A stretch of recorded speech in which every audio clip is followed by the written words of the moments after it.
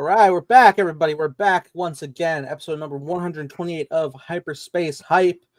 Big talk today. Evan, how you feeling? Feeling great. Wow. I feel like I'm just coming off of watching the episode again. I just watched Star Wars Explained his breakdown of the arc. I will say, this is some of the best TV I've ever seen. It left me breathless. Episode 7, 8, and 9 were incredible. Probably my new favorite arc in all of Andor, next to the Narkina 5 arc is like the only contender there. But every arc this season has been great for one reason or another. And this season is just like the epitome of what Andor season 2 is all about. Because I feel like the final arc, while obviously it's the final arc of the entire show and it's going to be very important, it has a job to do in terms of leading right into Rogue One. So I am very curious, and I'm very curious how they conclude the show. I remember last week we were talking about like maybe they can do like a Bix thing, but I'm like, I don't know. I feel like it's going to be hamstrung a little bit by having to tie into a pre-existing movie. That being said, again, this arc specifically 7, 8, and 9 was just straight up incredible. But I wish that we got this more than most. I wish we got episode by episode by episode, like 3 weeks in a row. So we can really dive into how important episode 7 was. I'm hearing a lot of praise for 8 and 9. 8 specifically, of course, was just phenomenal, and 9 was just totally my shit, and I loved it. But 7 also was the definition of great somber setup in episode 7. That I feel like it would be important to break down. And episode 8 and 9 are just like chaos, intense, tragic, emotional, highly emotional for tons of reasons that I wish we could just soak in.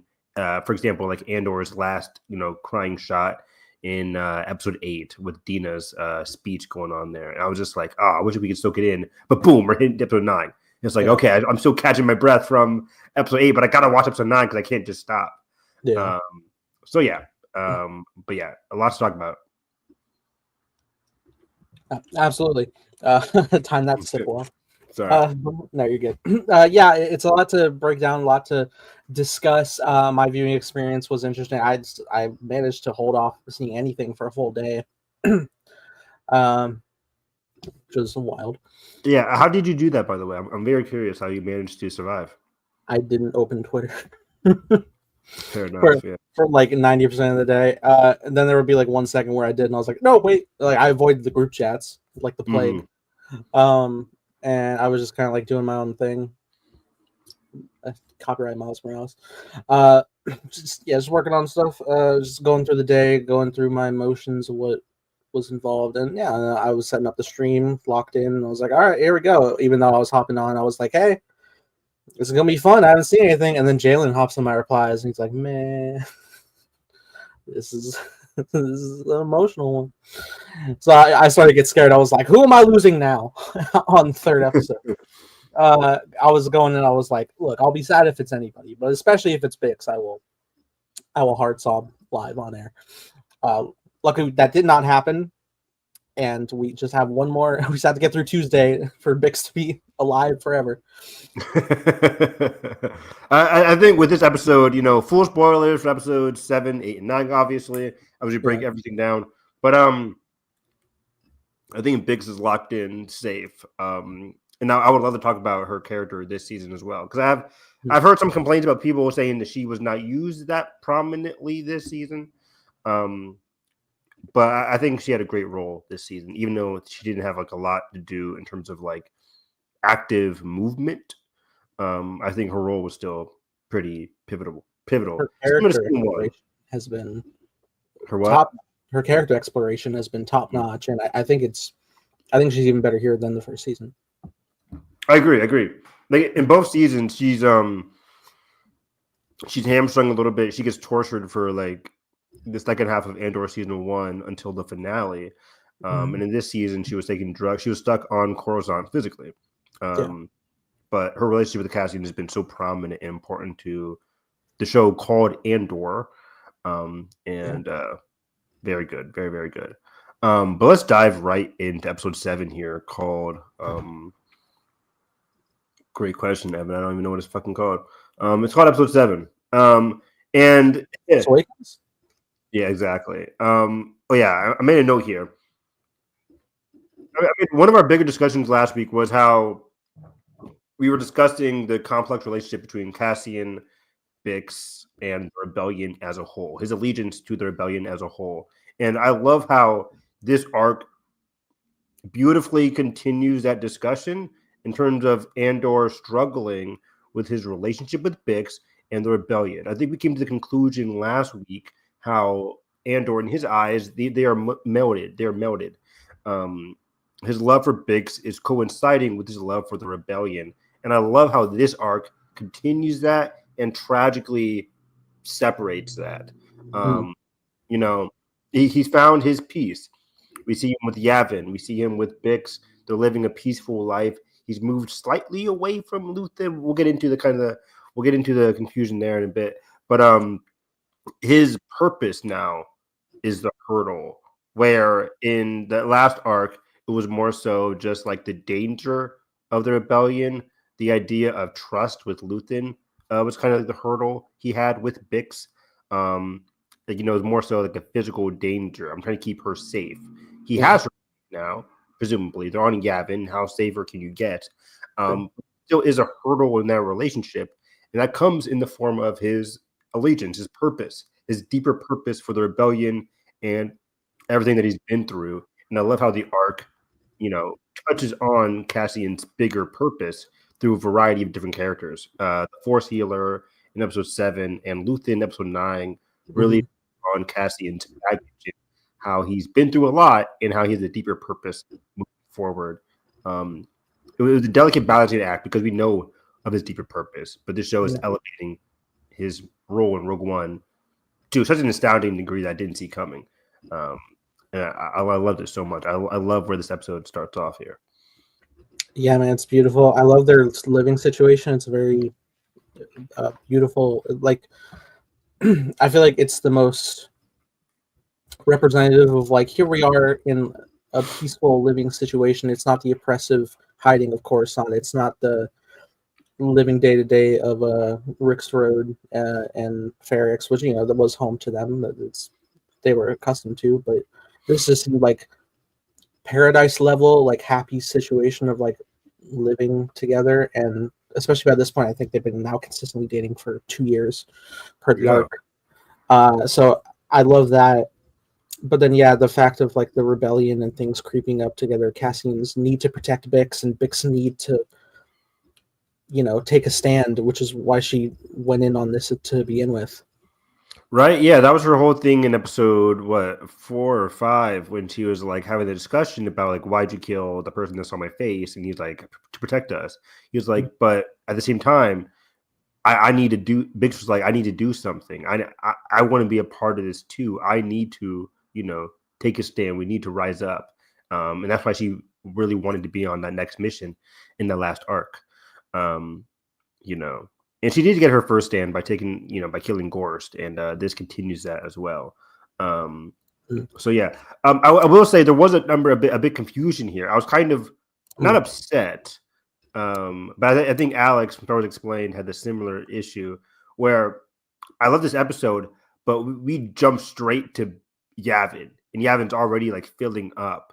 And I was kind of surprised by that, given how like the last arc, we didn't have any clues about Yavin. We were just like, boom, we're in Yavin. And I get it. Like episode 1, we were like, oh, they're on Yavin. That's coming back, obviously. But this one was so filled. I was kind of like, okay, where's Luthen at? Is Cassian still with Luthen? We learned soon that he's not, but he kind of is. There's like a difficult relationship that he has with Luthen and Wilman right now. But I would have loved to see more time be spent filling up Yavin. More time be spent like developing the beginning of this rebellious activity. Because by the time we get to the next arc, we're straight into like, this is Rogue One. This is the same year as Rogue One. Yeah, that is true. I will say I do like the smaller details of being in the familiar settings of like the hangar bay and the different individual shots and locations we got of Rogue One, where it seems like a lot of the base is still like under construction. So there is like that stepping stone of, it's all coming together. Granted, yeah, I think we're like mentally we're expecting we need to have a safe spot to go, and probably turn to Cassie if like I might be aware of a secluded place, and then we slowly make our way transporting into the catacombs of the temples. Yeah, you say that it mentioned like it reminded me of like Civil War. It's like I might know a guy, and then they cut to Yav.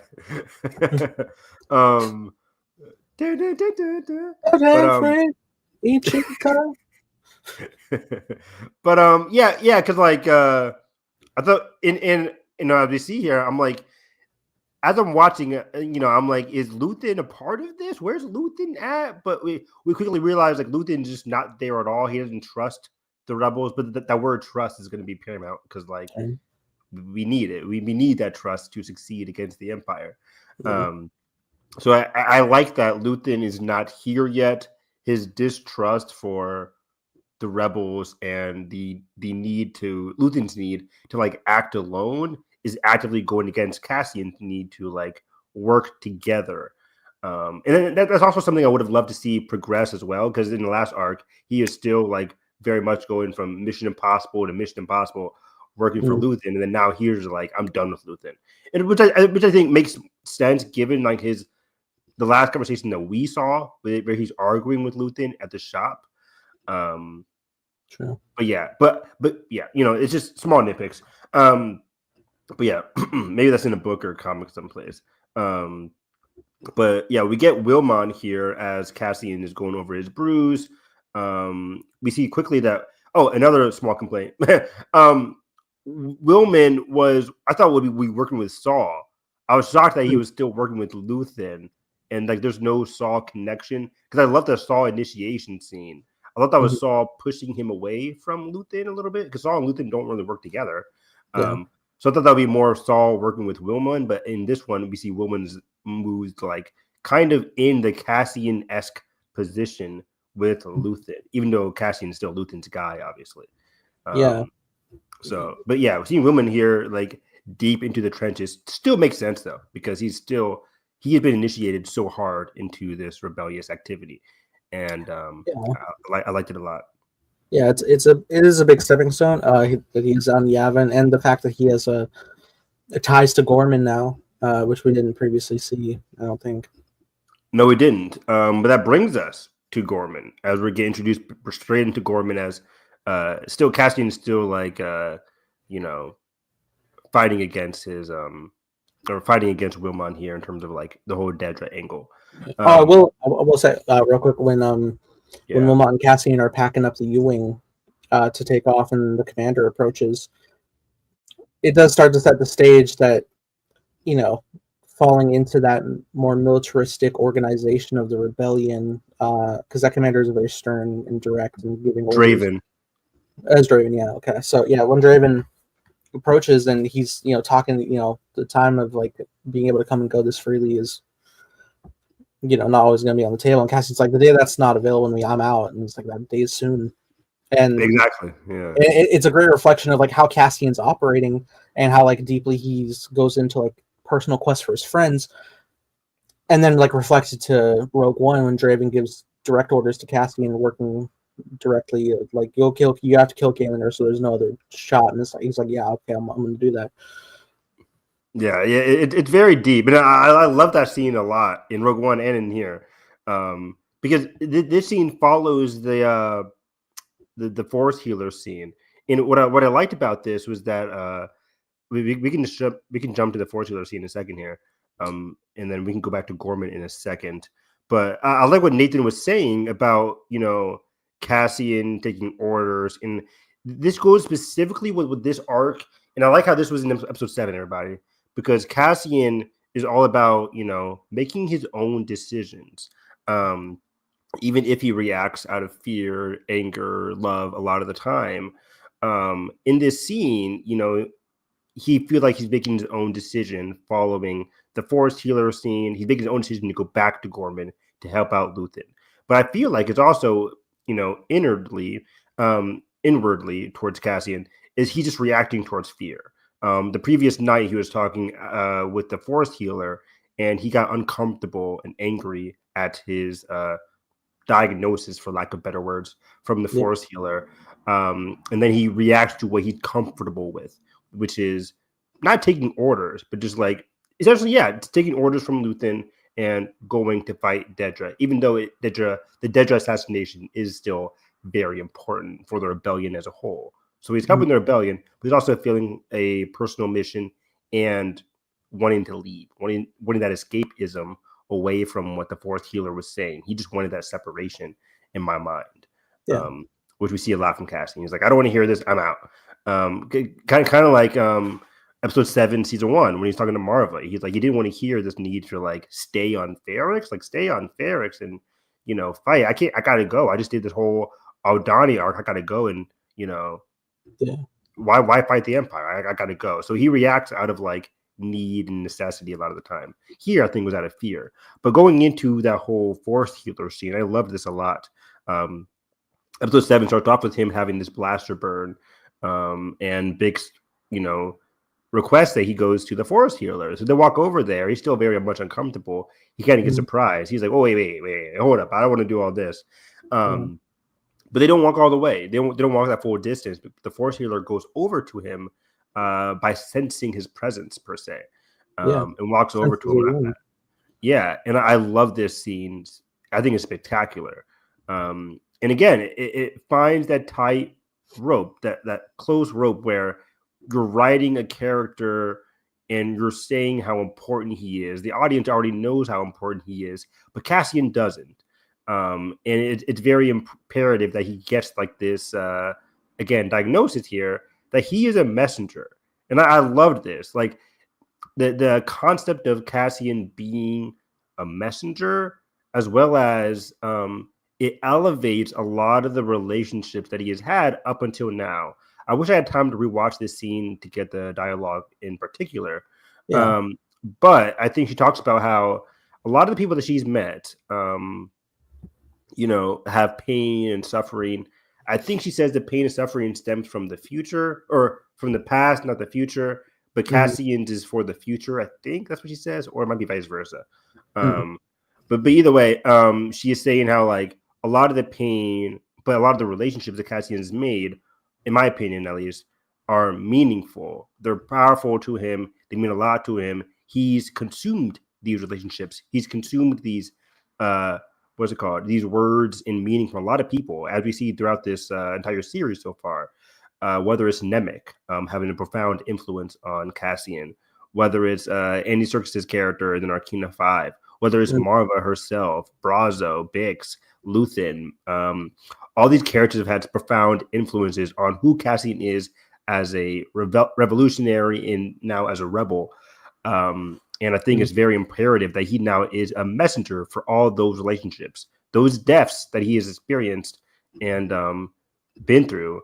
Were not useless. He's able to create a message, not only for the past relationships, but moving forward, to help out his greater love, his greater cause, which is the rebellion, which again is a great thematic sticking point for this specific arc in terms of the relationships he's built and the purpose, which is his the rebellion at large. Because the rebellion at large would not have succeeded if it wasn't for Andor at all, and the message he sent in Rogue One, which is like, the Death Star plans, which is kind of the ultimate message, right? Which is like the physical, ultimate message, but it's also like thematically the message of hope, and they have a fighting chance.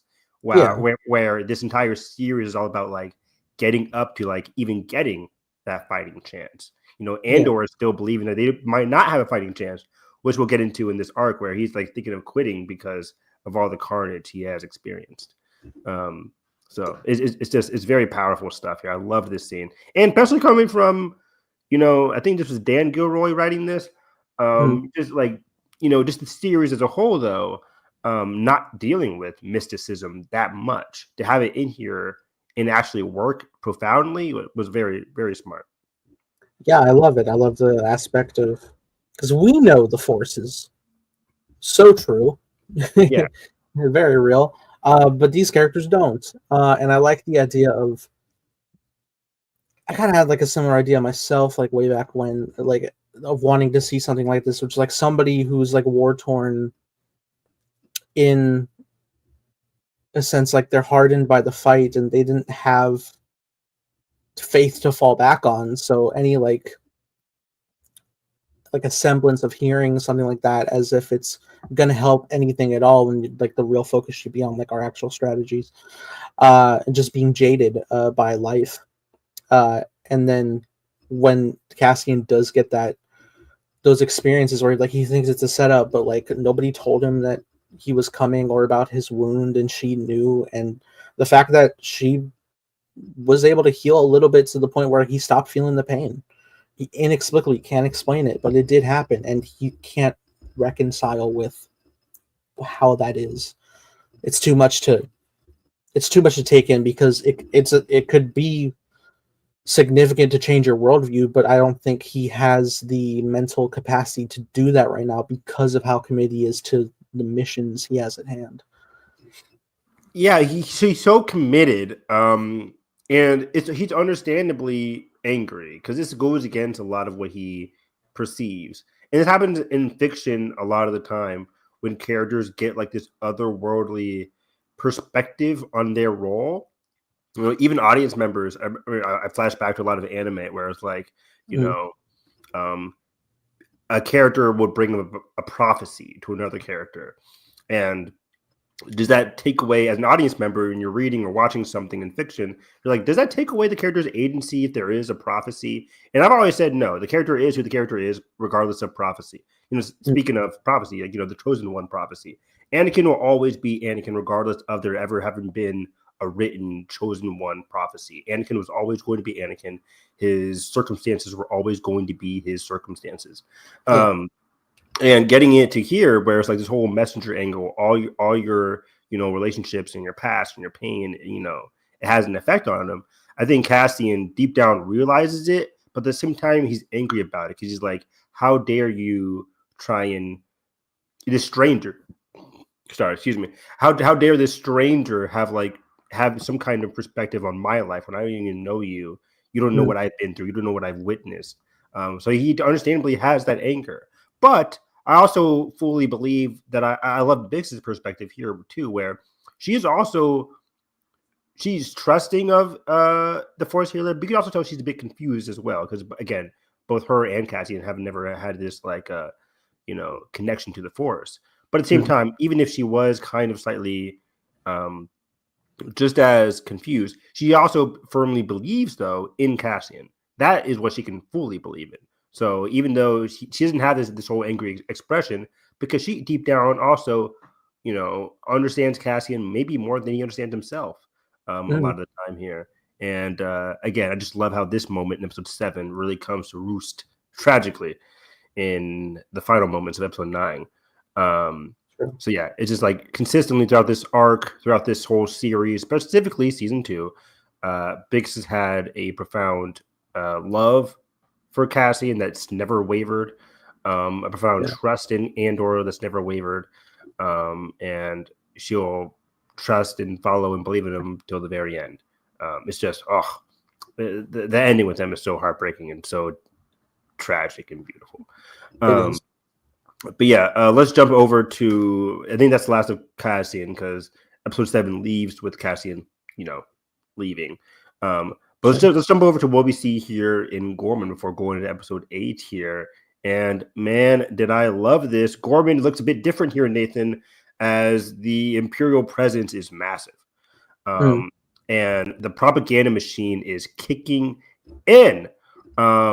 You know, tragically, you know, this is great because I mentioned this last week, every beginning episode of these arcs for Andor season 2 has to do a lot of heavy lifting. Episode 4 did a lot of heavy lifting,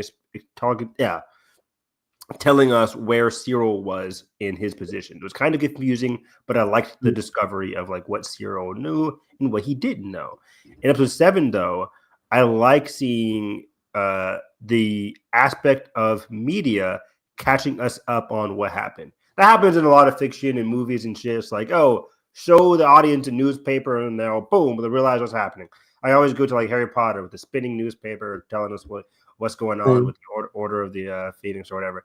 But so and so a criminal, right? Like it is great. I think it's really creative at times.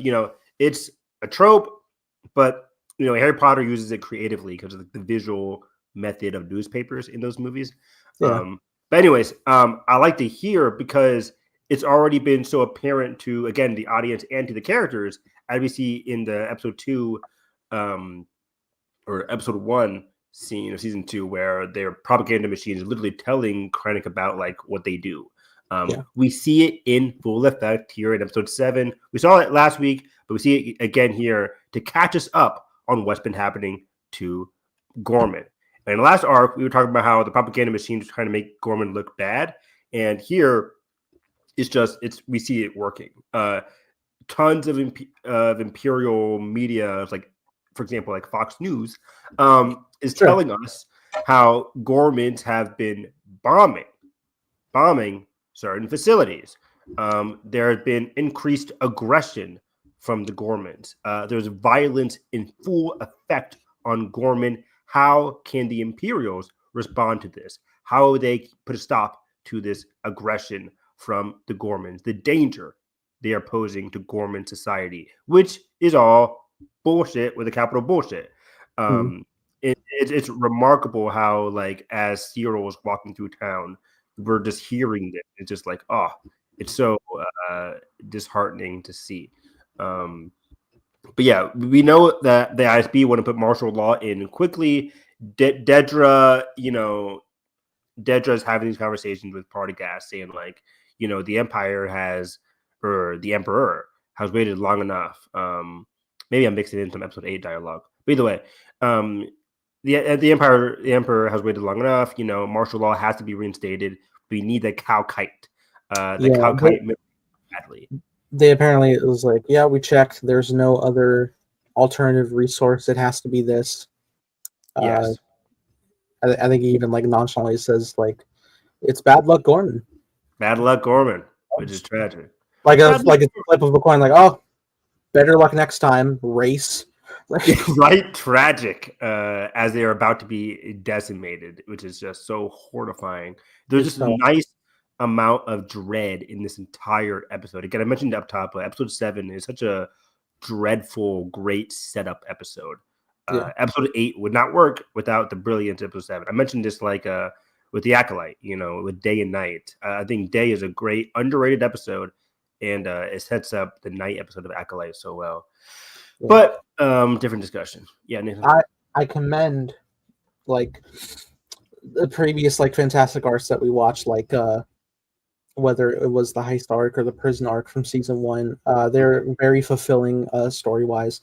Like, I definitely got attached to the characters, but the choice to have upwards of 5 whole episodes with Ghorman and its people, and like building that the community of them, the original language of Gore, constantly fluidly talking, and just the desire to stand against their oppressors. Like, not just like that this is the first thing that we're about to head into. This happened before. Tarkin crushed 500 of them, and now they're building an armory right above them, right over where it happened.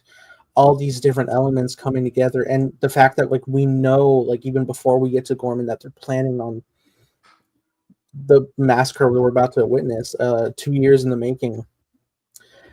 Like it all crescendoing into this dreadful thing. Like all the different points when you see like more and more of them filling in, and just all of these aspects where you know what's about to happen, and you unfortunately know from a prequel sense like the tragedy that's about to befall, and there's nothing that can really be done. There's no way out. There's no saving anything.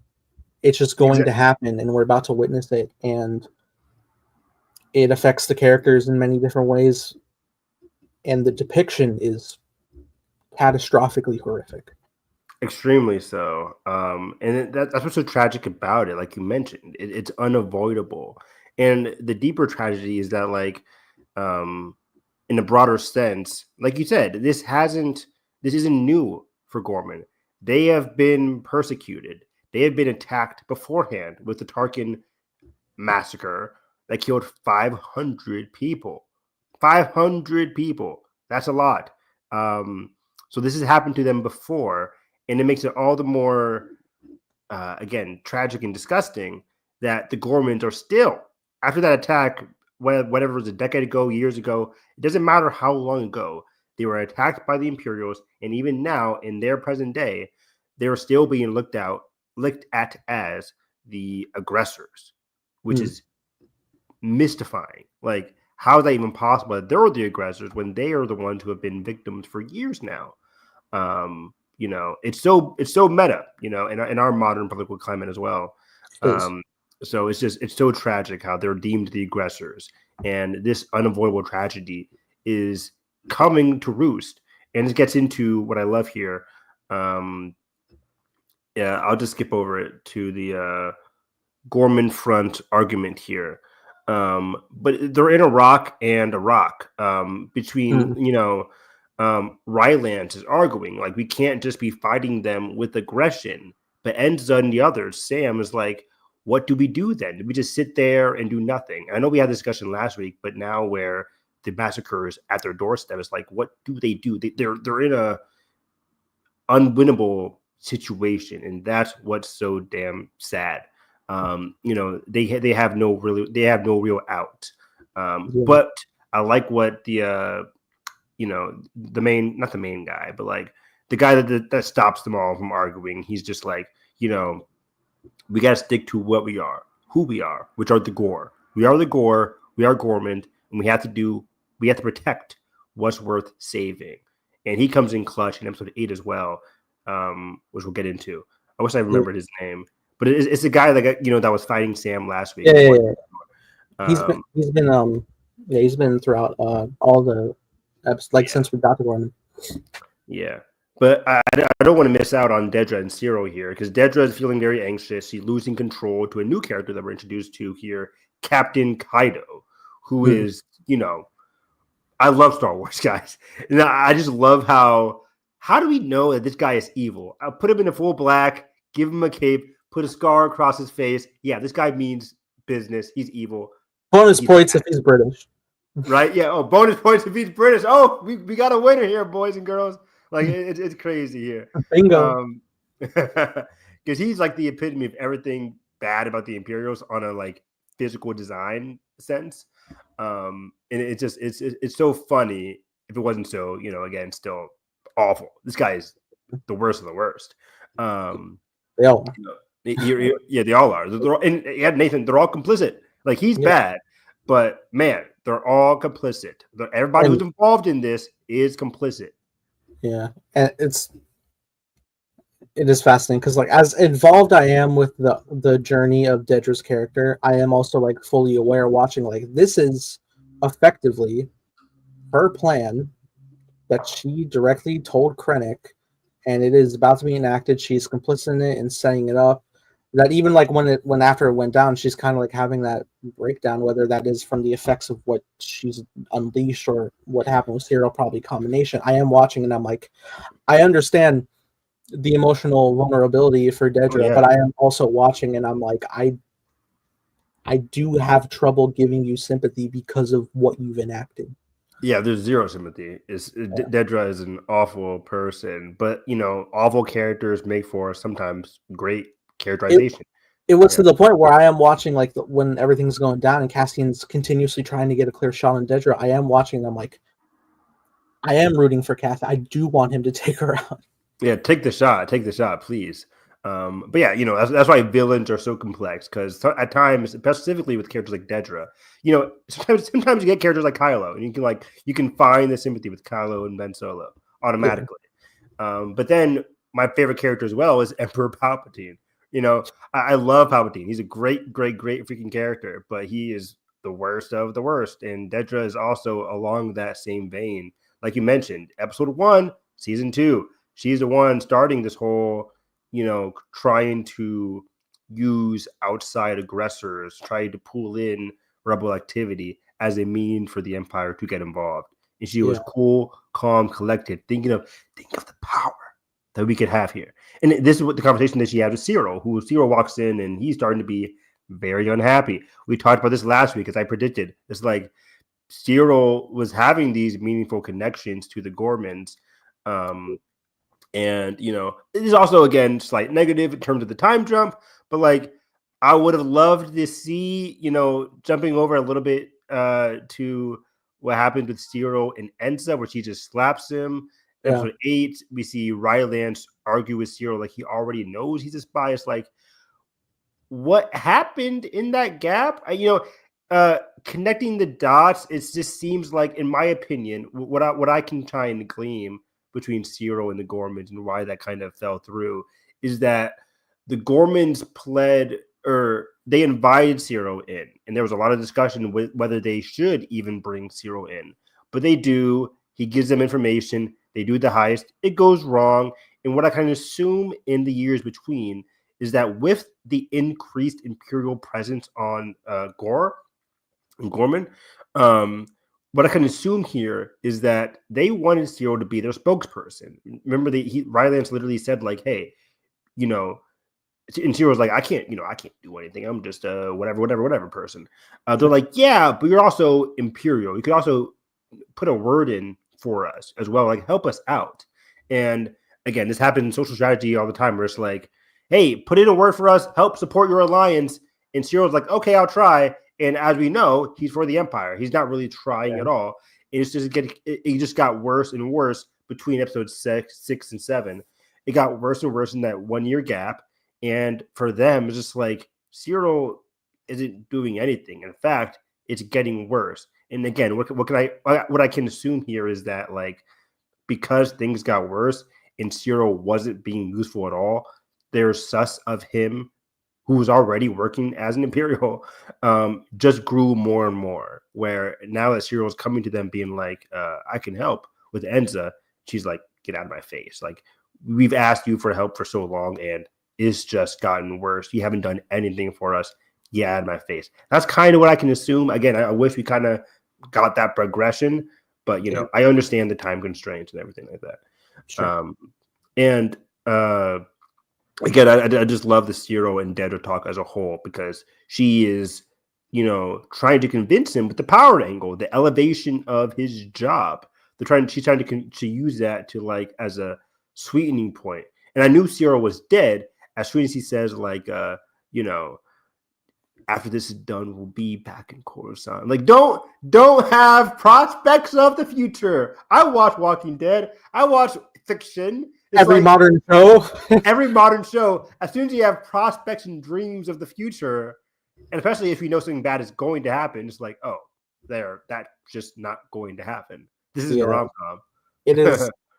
It is. I don't know if I did clock something might happen to Cyril, but I don't think I clocked it from that. I never clock it from those fucking things. I'm just like, yeah, the future. But you know, I did find it fascinating when she's like, "Well, we're going to be greatly rewarded," and Cyril's like, "For what?" Right? Like I haven't unveiled any. What are you talking about? But she can't tell him. And then that makes it even more interesting when they go face to face again in the following episode. I think it is. Yeah, absolutely. When he confronts her aggressively to get answers directly. Yeah. Very, very hands-on. But I like here, episode 7, he's also, it's great, man, because he's fighting against reality. The reality is sinking in, but he's like trying to float up. And it's just, he's fighting against the harsh reality and his complicit nature, big time. You really believe that he is somebody you genuinely believe, like, oh yeah, the Empire does good, like, because he wasn't in like the full, like, a military level. He was the ISP. It's like basically like cops and taxes, like IRS level. Yeah. The big joke was that, like, you know, he was a Defense Corps security guard person on some Morlana. Yeah, Morlana. Yeah. And they were just pencil pushers. And because he felt like justice, security was so important. He made up this whole, importance narrative against Cassie and all that kind of stuff. Even though it was like his job was never that big in the first place, and Cassian was always the victim in the first place. But we'll get into that when the Cassian confrontation happens. Absolutely. But yeah, it's like these rumors. He knows like the rumors are baseless because he helped start it all as well. He's very much, he knows the aspect of the Imperials creating false narratives. That was part of his job too now. Yeah, well, I mean, I don't know, I kind of got the feeling like for like both last arc and this one that to bring up the idea.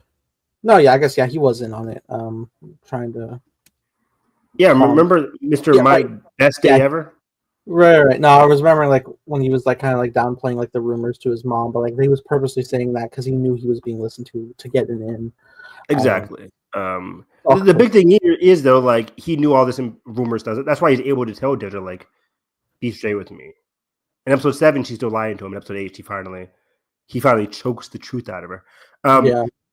But the big thing for him was that he never knew the purpose. Why the lies? Why the rumors? Why all this stuff? Like why?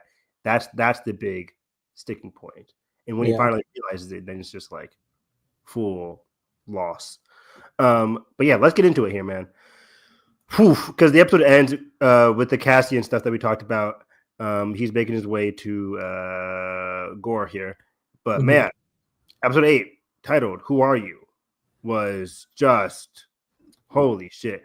It left me breathless. I think of some of my best dramatic episodes of TV I've seen of this decade so far, of all time. Like, the Better Call Saul episodes, like probably everything in the last season of Better Call Saul was just flat out. But like, do you watch Succession too? I watched all of it.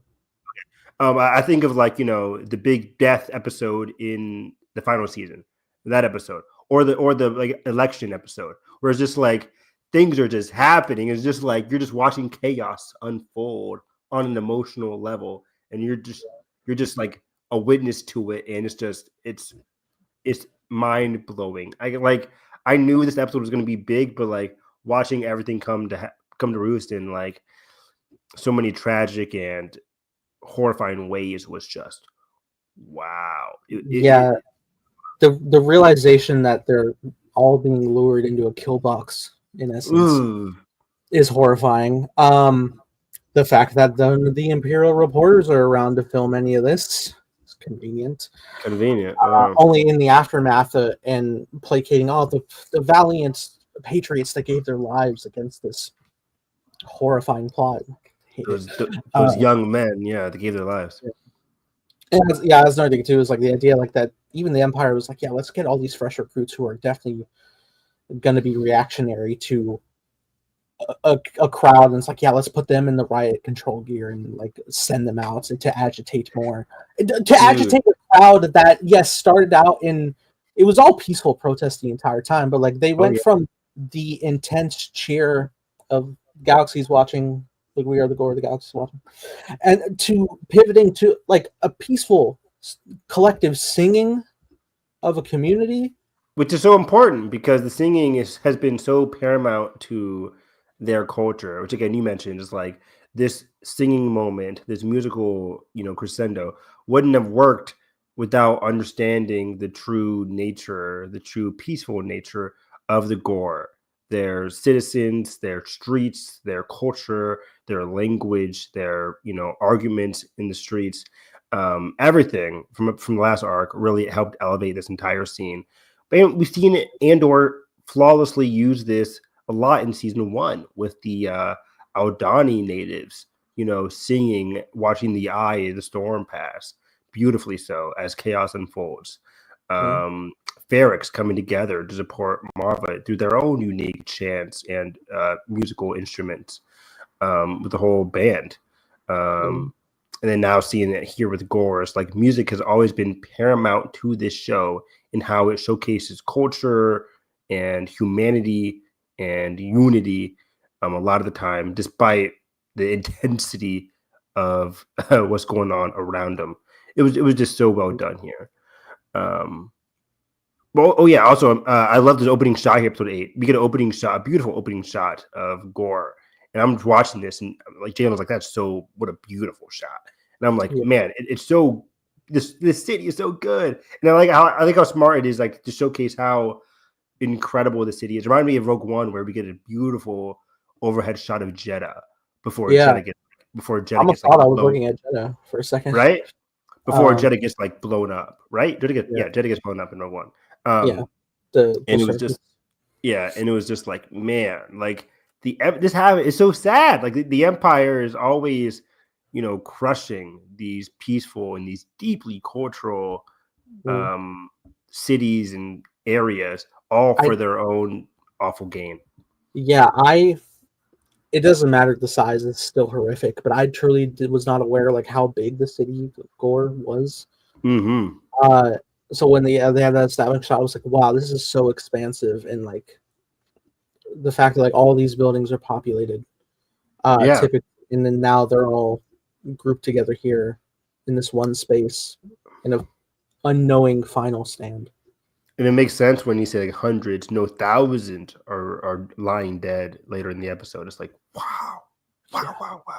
Like, it's It's crazy. it's so terrifying to look at when everything does start to go down. The Empire clearly had a sniper set to kill one of their own men to incite the violence that kicks Mm-hmm. it all off. And then when it all does break loose, it is horrifying because there are some Gore that are armed and are fighting back, but then there are so many who are unbeknownst to it all, and they're just running in fear and There's with nowhere no to run to. there's nowhere to Yeah. go. There's nowhere safe, and they died in fear. It's so it's again it's fish in a barrel here. But I want to get into some of the setup as well. Because again, it's just intense and gnarly. Um, I like how you mentioned up top how some of the newscasters are still lying. There's a funny bit where the news in episode 7 at the end, and we kind of skipped over it, but like or no, yeah, it's episode 8. Cassian comes to the place with the bellhop, who is the same guy. And I Yeah, remember Jalen's like, that's the same person. I'm like, I think that is. Yeah, it is the same guy 1 year yeah. later. And he's coming in as a reporter now, not as a fashion designer. And he's like looking for a room, and the other lady's like, your ID is not working. Yeah, I have to And log then, in tomorrow. yeah, But our bellhop boy, by the next morning, he's like, "You're good. I didn't you're log good. you in." I was like, let's go. Like it's the little people, man. It's the little supporting Yeah, cast. It's just like everybody plays a role in their own and, little rebellions. and I love the little bit with just setting off. Cassian's like, I hope, everything works out. I hope, and the guy leans like the rebellions are built on hope, which he says Woo! later. Yeah, like connecting with what Jin said, it's like you can tell that had a big impact on Cassian because minutes later, all hell breaks loose. That just makes Yeah, it so much more heartfelt when I will go back to watch Rogue One when he tells that to Jin, because that's coming from a place of true caring because of what he yeah, did witnessed on Ghorman. exactly. It would never leave him. Yeah. It's so good. But yeah, the newscasters are like, the Gormans are fighting against their own lives and their own norms, and the Gormans are invading or trying to break curfew, which was funny because the night before when Cassian got there at night, um, everybody's going through the curfew, and we can visually see how there's like no altercations at all. But the next Yeah. morning when he's leaving, the newscasters are like, the Gormans are breaking curfew. It's like we literally just saw that nobody's breaking curfew. It's just God all these forbid I'm out in the moonlight. right. It's just all these lies to make the Gormans look bad, and like maybe they deserved all this chaos, right? Yeah. And then Rylance is one last time trying to plead with his daughter as the gates are being opened. So the gates are being opened to the plaza, which apparently have been closed off for a long time now. So the gates are being opened to the plaza while the blockades are being set up to protect the ISB. Even people like Cyril are getting escorted out of their house and saying, "Hey, you might want to come into our armory today to protect yourself." So Cyril has to go walk over there, and as this is happening, Rylance is pleading with his daughter one last time, saying like, last episode I pleaded, peace. We got to keep it peaceful. We cannot go into this plaza. It is a trap. But again, she's like, we have to showcase. We have to tell the galaxy what is happening here. Like the galaxy is watching us, Dad. Like we have to tell them what's happening. It hurts because I understand. Right. We can't stay silent. He's fully aware of what's about to go down and realizing like, well, wow, what good will you be when you're silenced forever? All right. This is what makes the whole tragedy of Ghorman so powerful, because they're both right, unfortunately so. But the Rylance actor was on fire this episode, on fire, because he's pleading with his own daughter, who gets a crushing death. We'll talk about that. And then he meets Cyril, who is again on his way to get his own protection. And I love this confrontation as well. He's just like, Cyril slams him on the ground. Slams him on the against the wall, against the house. And he's just spitting back at Cyril, confronting him. It's like, you truly believe these rumors? And we know Cyril doesn't.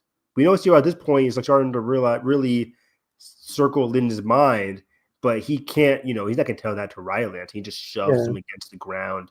It's just like, you see the look. I think Kyle did a fantastic job of Cyril in this episode, where you see the walls closing in on him, and he just pushes Rylance on the ground, and Rylance is just like, he's getting stomped on too. People are walking past him too.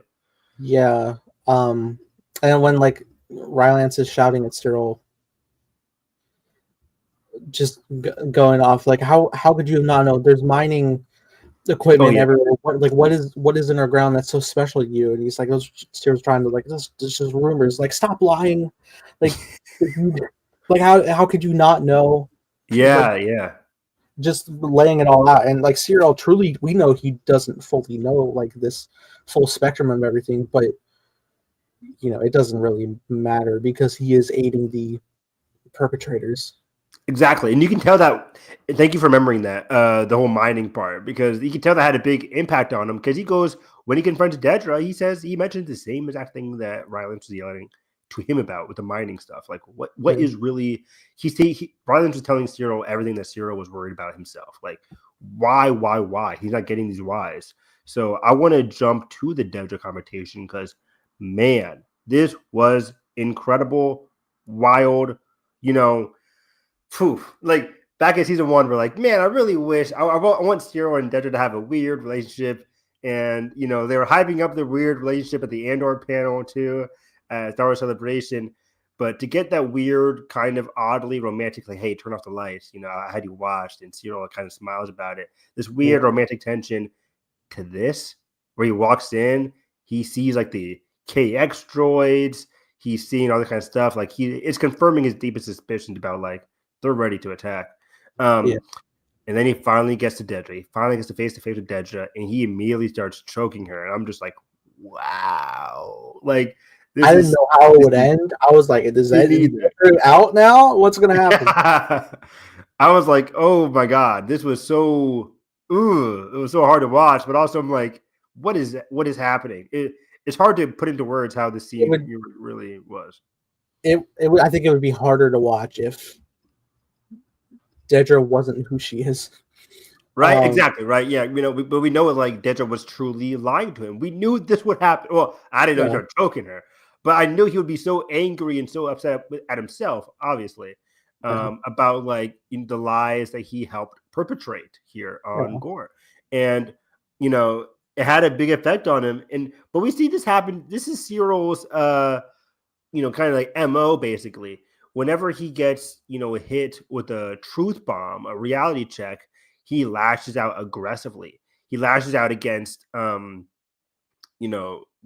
here, even though it's mostly his and her fault there. But he lashes out at her for reasons. That's finally she like chokes out the answer about like, Calcite, the mineral, whatever. I think she missed that, right? I'm not wrong. I think so. And then later on with the Andor thing, it's like whenever he's upset about himself, he just lashes out at the person that he feels personally betrayed by. And granted, he was betrayed by Dedra, but for Andor, he was not betrayed by Andor at all. It's just like in his own perception. But yeah, this whole Dedra scene was just gnarly. I'm just like, oh my god, Zero is stronger than he looks. Yeah, and then even amidst that, telling, she fesses up. She says the orders come from directly the Emperor himself. It's insane, like 6 degrees away Cyril is from the Emperor, kind of. right. But like even after that aggression that she received, she still does kind of try to float the idea, but like we'll be back on Coruscant, everything will be fine. Yeah, like everything back in Coruscant, this wouldn't have happened if like I hadn't elevated your position and stuff like that. She starts trying to go like placate his ego in a sense, like say like, well, you're also at fault too because like you also wanted this raise, basically you wanted this deeper role, basically, like didn't you, Cyril? Like trying to fight back a little bit, trying to like tee up that sense of glory to sway him. Exactly. And I think you would say as a testament that like, oh yeah, no, I think Dedra does actually care about Cyril, but and now by the in her own way, in her own weird way, like she is like trying to plead for that connection to stay established, but it's very clear, like had both of them lived past this point, I don't think they would have made it. Oh yeah, I mean, yeah, this is basically the breakup scene. He's like, I forget what he says to her, but he's like, "Goodbye, Dedra." Like that was it for him. He was kind of done at that point. But also, I think I skipped over. Maybe comes after this scene. But I like when Kaido talks to Dedra, and he's like, "Are all the matters handled?" Basically, remember, Dedra, you may be the, I may be the gun, but you're the trigger. You're still, which only heightens her complicit anxiousness, because even Dedra is like antsy about this. I love when she calls Partagast and he's like, you seem emotional, and she has to like put her arms behind her back you and seem just, animated. I think he said, and I was like, Dedra? She's like straightening up, put her arms behind her back. She's like, what is happening here, sir? Because she sees, like, again, the writing on the wall. She sees Kaido coming in with his own forces, things that she didn't personally request. She's losing control of the situation. But more so than losing control, I think she also realizes that, like, this is going a darker path than even she envisioned, which is saying something. Or maybe it just might be just that she's losing control and she doesn't like that. But yeah, we get the Hope line. The troops are blocking the exits now. Even Andor is having difficulty leaving the plaza. Cyril confronts Dedra. But yeah, here we go, where the stormtroopers are walking down the steps here. And man, everybody's saying it, but like the stormtroopers are actually terrifying now. Like they are. They're like pushing the crowd closer together to uncomfortable degrees. Yeah. Like people, just average people who weren't even like seemingly weren't even part of the protest, or trying to like are sensing the direness and just trying to walk away, but the stormtroopers are just walking down, and it's just like, oh wait, we can't even leave, like what's going on here? And it's just like oh shit. So yeah, the Gore chants are happening, as we talked about previously. The Gore chants are happening. They're singing, "We are the Gore, the galaxy is watching." They then transition to the anthem as Molotovs start being planted, start walking around. And I was kind of nervous. I'm like, are they going to throw the Molotov first? I kind of don't want that to happen. I was very particular about, like, I want the Ghormans to be the victims in the situation. But I like how Tony Gilroy was like planning like the whole Molotovs. Things are getting, the Gore are obviously getting angry at this whole situation, rightfully so. But despite it all, they did not even fire the first shot, not even the second. It was just a lot of evil baiting by the ISB. So throughout all this, the ISB have been planting young men who came in the early in the morning. There's this one commander who's like kind of like sus of it all. He's like, "Why are you bringing in the young men?" He confronts Kaido, and Kaido is kind of like, telling him some bullshit. And even the commander realizes that, like, they're just bait. You're just bait. That's kind of why you hired the young men. I think he kind of. The ironic part is that the commander there catches on, even though he's sent out with these young men, and he's the one who fires like the follow-up shot. Like it's crazy. But as you mentioned, people are confused. The young men are here because they know Kaido knows and the Imperials knows that they'll act recklessly. They're not like experienced. So and on top of that, put them outside, and the Gore are going to act angry at these people. Like they're pushing into the crowd. Obviously, they're going to get angry at that. Yeah. Again, this is just so meta with like protests happening in modern day. Yeah. But yeah, things are getting drastic. Things are getting crazy, and that's when we get the sniper on the roof, and it's just like, oh no, here it comes. And I was like, is he going to shoot a random Gore, or is he going to? What's going to happen here? But he just shoots one of the young men, and Nathan, chaos starts for the rest of the episode. It doesn't let up. It does, and it's not immediate that like, oh, they fire back at one who looks to be armed, and then it goes back and forth like shot to shot to shot. It is just like, oh, one of the Imperials were taken out. It must be them. Widely open fire on the entire crowd. The entire crowd. Not somebody who's armed. Anybody. Yeah. Sniper shots are just like, again, fishing it. And the show lingers on just like charging shot on just people just running away. This was like some uncomfortable television here. It is. It's very uncomfortable. They showed a lot of people on the run trying to survive and getting taken out. People who were just running in fear. People equally confused about why this is even happening. Plenty of people who are trying to take a stand and fight, and they're getting some good shots in for sure. But the numbers are not there. Like they are in the sense of the Ghorman, but in terms of like how much they are armed, it's not enough. And there's a great shot where the guy's like pinned down in the plaza. He's just screaming bastards, like we saw from the trailer, and it's just like, oh, it's just so haunting. But then things get even crazier. Cyril saw the KX droids, and now the KX droids are on the loose on the plaza, and these are even more terrifying than anything we've seen before. They're so scary. It's as if I'm watching those scary ass commando droids from Clone Wars in live action. Right, those commando droids were like boxing. Yeah, but like these, I forgot how fluid they moved from the games like Fallen Order and shit, but. Yeah, our Jedi Survivor playthroughs, you're fighting these KX droids. They be tough. If they grab you, you're like... Yeah, and I'm like, well, I mean, it's a video game. I'm not going to do that in the show. And sure enough, they're throwing them really far, throwing them hard enough that like one impact is instant death. They start charging at people at one point, which Oh my god, that's some like Alien Isolation. Like when an enemy charges at you, you're just like, just kill me now. Just kill me now. That's oh god. But yeah, we lose Enza here as she gets grabbed and flung against the wall. Seemingly Enza's boyfriend gets shot in the gut. He's just in pain on the ground watching as Enza's life just like loses it, or she dies before his very eyes. It's just like chaos all around. And this is when we get a fantastic shot of Cyril standing amidst the carnage. As, again, the walls have crumbled around him. He's realizing, at least in my perspective, he's realizing like his complicit nature. He's realizing everything he's fought for. The Empire's sense of security and justice is meaningless, seemingly so, for him.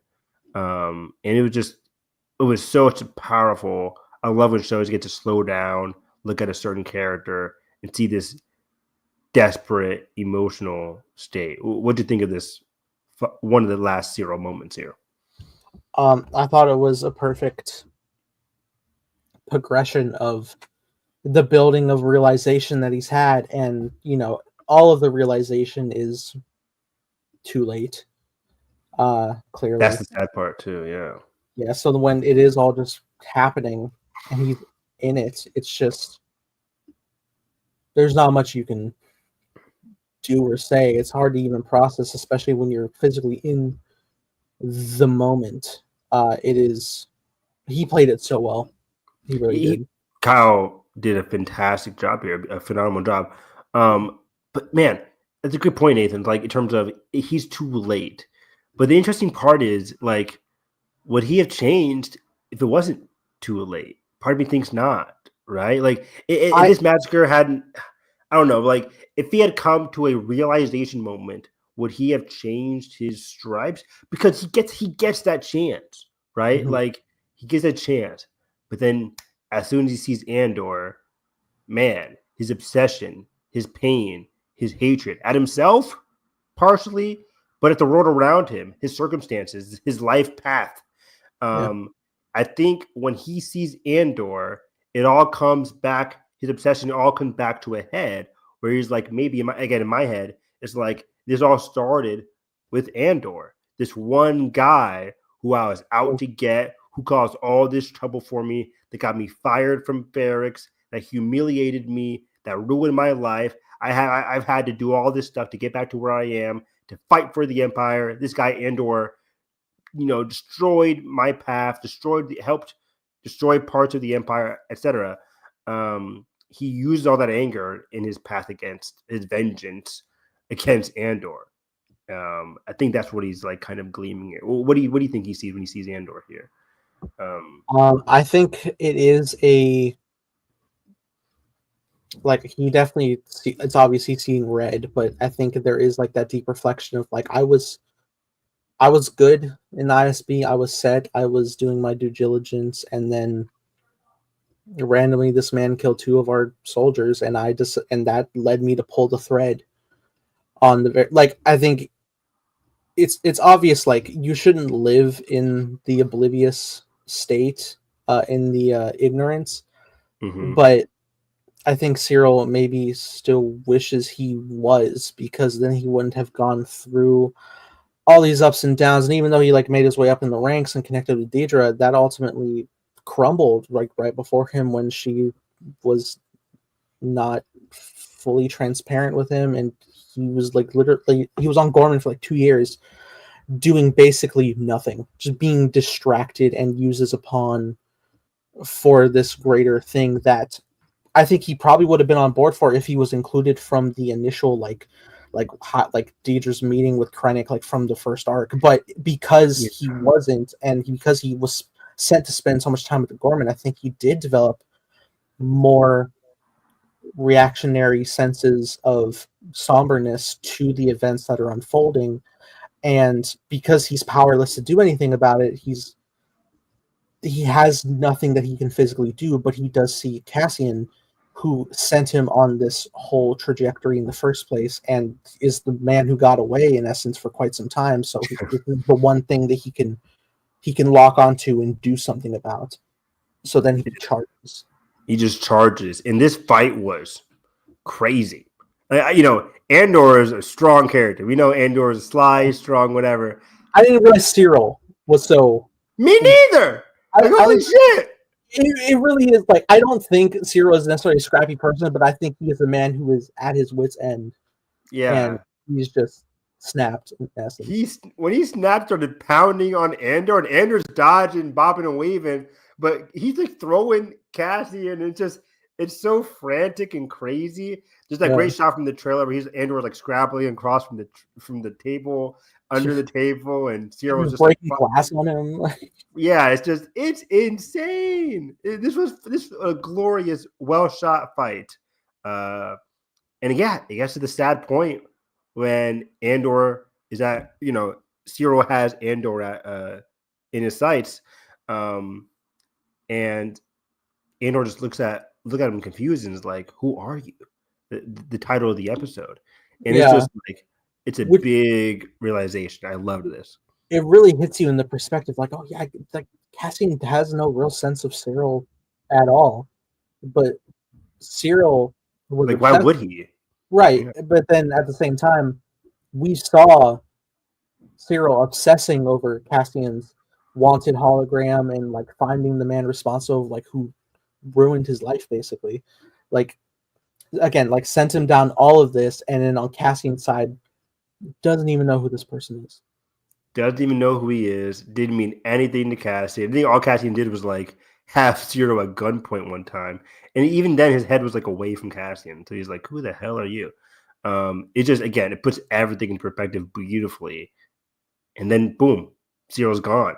And it's just like wow, it's like he is gone, and not only is he gone, he died in the exact moment realizing that everything that he was fighting towards Cassian wasn't reciprocated, but also just wasn't in the grand scheme of this war. Like, didn't matter to Cassian. Like,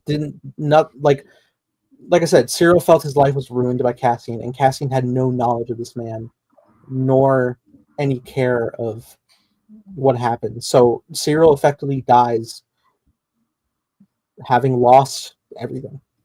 Having lost everything. It's tragic, it's sad, but it's also like all the other Imperials, he's complicit. And going way back to what you said earlier in your talk there, maybe Cyril wouldn't have had this like emotional down to earth moment in the plaza. I say down to earth, but realization moment. If he was brought in, like you mentioned, if he was in that conference room, the big conference room with Krennic and all that stuff, would he have still been like, what am I a part of? No, he would have been like, this is my best day ever. I'm in it. Or at the very least, if Dedra just told him from the jump what she was involved in, I think he would have been fine with it. Like, I think some people are being very lenient towards Cyril, realizing like, oh, he realized how the Empire isn't all about justice and security. And yeah, that is true. He's having that realization that the Empire is much seedier than he wants to believe. But again, if he was brought in from the jump, in my opinion, I think he wouldn't have had this like, what am I fighting for? Like, what's happening? No, he would have been like, this is one of my best days ever. I think he would have, been cool with it if he knew the full truth from Dedra and Partagas and everybody involved. Yeah, and I don't mean to discount any harshness that Cyril deserves. He absolutely does. But I think also with the factor of the Ghorman and his seeming development of empathy for them, it does kind of wonder, like, had Cyril lived past this, had Cyril moved forward, and if there were any Ghorman survivors that he may have been able to connect with, would he maybe have gone down like a callous path of having done horrible things, but seeing the wrongs he's done and doing his best to make up for it in his life? One can only hope. Yeah. But the true, like, Schrodinger of it all is we'll never know. We'll never know. And that's the tragedy of Star Wars. Star Wars is tragedy, unfortunately. Sometimes, unless you're the Mandalorian. Unless you're the Mandalorian, where you can end that's right. Where you can just end in a porch with a There's an episode called The Tragedy, wasn't there?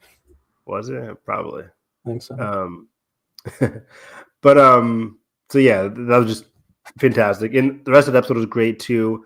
Cassian's running away, getting chased by a KX droid, gets slammed against a wall by Sam. Still hate him. Still hate you, Sam. It's been a year. I don't care. And he'll never go. Yeah, I was watching and it's doing well. I'm to Sam what like Cyril is to Cassian, just like, I hate this guy. He has no idea who I am. He's like, who are you? But yeah, and of course, this KX droid, he tells Wilmon, like, hey, bring this on my ship. It's pretty clunky, but I don't really mind it. It's like, okay, cool. That this is a droid. At first I was wondering if maybe Cassian was able to, like, if maybe he could extract some information on, the events that happened here or something or anything. But now I think it's more so Cassian was aware of like how insanely powerful these KX droids are. I mean, he was when he was arrested in the first season, but also seeing their brutality, maybe he was seeing like, okay, well, it's here. Maybe we could use it for our own benefit, because like he's established in the first episode of this arc, the spy stuff isn't enough anymore. We actually need an army. And I think he saw a valuable asset in using, like, in all of this tragedy, at least let me pull something out of this that can help us in the long run. For sure. I like it here where Dina. Dedra has her panic attack while this is happening as well, which was great. I'm having my panic attack. It was a realistic depiction of a Star Wars panic attack. It was. I was very captivated by her performance. She's like hunched over, sobbing. She's like trying to like aggressively straighten her clothes, trying to like get back into the mindset of the professionalism. Very well executed. Very, very well executed. But yeah, this is where the true sadness of the episode happens as Roman wants to get back to Dina, I think is her name. And Dina, what? 2 E's. Yeah. And Dina delivers this heartbreaking speech on the radio as Cassian starts fleeing. I'm so worried, Evan. It is a beautiful speech, but I was worried. Like they're staying, but she was even like telling Wilmon, like we have to broadcast, tell everyone what's happening, which I commend. But I was thinking, like, if you're not gonna stay, you might die. Yeah, I was so worried about Wilmon. I'm like, oh, is Wilmon gonna die here? Like, oh my god. And it's really putting into perspective that whole relationships versus survival, relationships versus love versus the rebellion. It's like for Wilmon, he's like he's found that love. And he's going to fight for it. But yeah, Dina says, like, if you have any faith in the truth, pass it on. This isn't insurrection. It's murder. Hundreds lay on the streets. No, thousands are now dead. It's just like, it's so hard hitting. It's such a frantic, more sorrowful, but like meaningful speech on the radio. This cry for help. If there's anyone out there who is listening, please help. As Cassian, as the camera zooms in on Andor's face, and he starts like he's just tearing up. I thought this was one of the best performances from Diego Luna we've seen yet. He's been so good. This whole this Emmy conversation is we are blessed with great TV this year, guys. It's unfair. It's unfair. And it's episodes like this where I'm just like, now I want Andor to win all awards. When last week I was like Last of Us, and then the week before that I was like Severance, and I'm just like, isn't it a rule of thumb you always like favor the show that's on its last season, so it's their last chance? Right. Yeah. Even though Better Call Saul never got that love, fuckers. Ever? That's wild. Ever. It's wild. Like Better Call Saul didn't get any wins from its cast, especially homeboy. What's his name? Who's Saul? Michael Mando. Michael Mando didn't get nominated for a while either. He was great. Or are you talking about our main boy? Saul himself. What's his name? Not Goodman. That's his real. Is it? There's the B? Oh no. No, we can't move on until we figure this out. Yeah, give us 30 seconds. I need to figure out Saul's name. I want to see if I can come up with it off the cuff, because I did this the other day too. I was like, "Fuck, what the fuck is his name?" Yeah. All right. 10 points to Gryffindor. Yeah, I did this the other day because I was like, somebody brought up Nobody, and I was like, "What the fuck's his name?" I'm excited for Nobody too. Did you watch the first one? I did. I saw it in theaters. I like it. It's fun. Yeah. This one's gonna be like a vacation thriller this time. But anyways, Bob Odenkirk didn't get nominated or didn't win. He was nominated every time, but didn't win. It's all about like coming out at the worst time because he was fighting against like the Severance men and Succession. Succession men, and before that it was Game of Thrones and This Is Us. Bad timing. But anyways, yeah. I want to leave out episode 8 on what Luthen says in that last arc. Luthen wasn't in episode 8 at all, but like we talked about it when he had the conversation with Cassian. And I think this conversation with Cassian was so vital from episode 6 when Cassian's like, I'm out. The Ghorman stuff is dumb. Like, I'm not fighting for them. They will die. And they did die. Or a lot of them did die. Everything that Cassian was worried about came to fruition. Luthen, though, said, well, it'll shine brightly. I think that's it'll burn very brightly. And unfortunately, man, like in hindsight now, it sounds very disparaging to even mention a massacre along the same lines of it shined very brightly because it's just so dark. But not in the sense of it's a positive, but in the sense that this is too great for the galaxy to ignore. This is too large of an atrocity of blood on the hands of the Empire that we can't turn away. I mean, they tried their damnedest in this following episode. Yeah, let's get into it now, right? Yeah, I think that's why I mentioned that line because it coincides very well with this final episode from 9 here. I think it's called "Those Who Remember." Who are you? I don't know. This last one's called "Welcome to the Rebellion." Welcome to the Rebellion. Oh yeah, great line. And that Luthen line, "Shine Very Brightly," comes into play here as like it's too hard to ignore. But like you said, the Empire is going to try their damnedest to try to have the civilians A, ignore it, or B, switch up the narrative. There's a lot of individual aspects of the Empire trying to suppress the narrative. They immediately arrest the senator from Ghorman. That's my first note. Yeah, Senator Oren is arrested. Yeah, for no reason, right, Nathan? No reason. No reason. And he's calling out as he's being dragged away. Like, look what's happened. Like, it won't be long before you're next. Which is whoa, terrible, almost fell back. But like, yes, like that's the horrific part of the Empire. People always be like, "Oh, it's not going to happen to us. It's not going to happen to us." Ghorman, it happens. Alderaan is next. Yavin is nearly next. Like, the Empire goes from planet to planet to planet, attacking people. And Ghorman wasn't even the first, right? Like, this happened on Ferrix. This happened on Aldhani. Like, we've seen it countless times in this show alone. Watch Rebels. Like, this happens all the time. And Luthen even said, like, this isn't Ghorman wasn't even like a backwater type of planet. Like, Ghorman was respected for like its wealth and its materials for fashion, and like they were like it even calls them like a very rich resource if they live past this to help us and aid, and if they don't, they'll burn very brightly. So it's not like you all are not above the Empire's grip. No one is. No one is. But what's the media gonna try and say? Oh, well, it's mostly all the Ghorman. Like, the media is all about in this beginning part of the episode being like these young men died valiantly trying to fight off against these insurrectionists on Ghorman, which is all just crazy.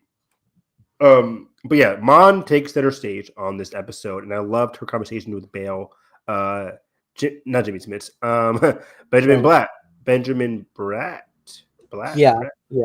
I realized while watching that I was like, okay, Bale is very essential to the season. We cannot have cut him for the sake of keeping Jimmy.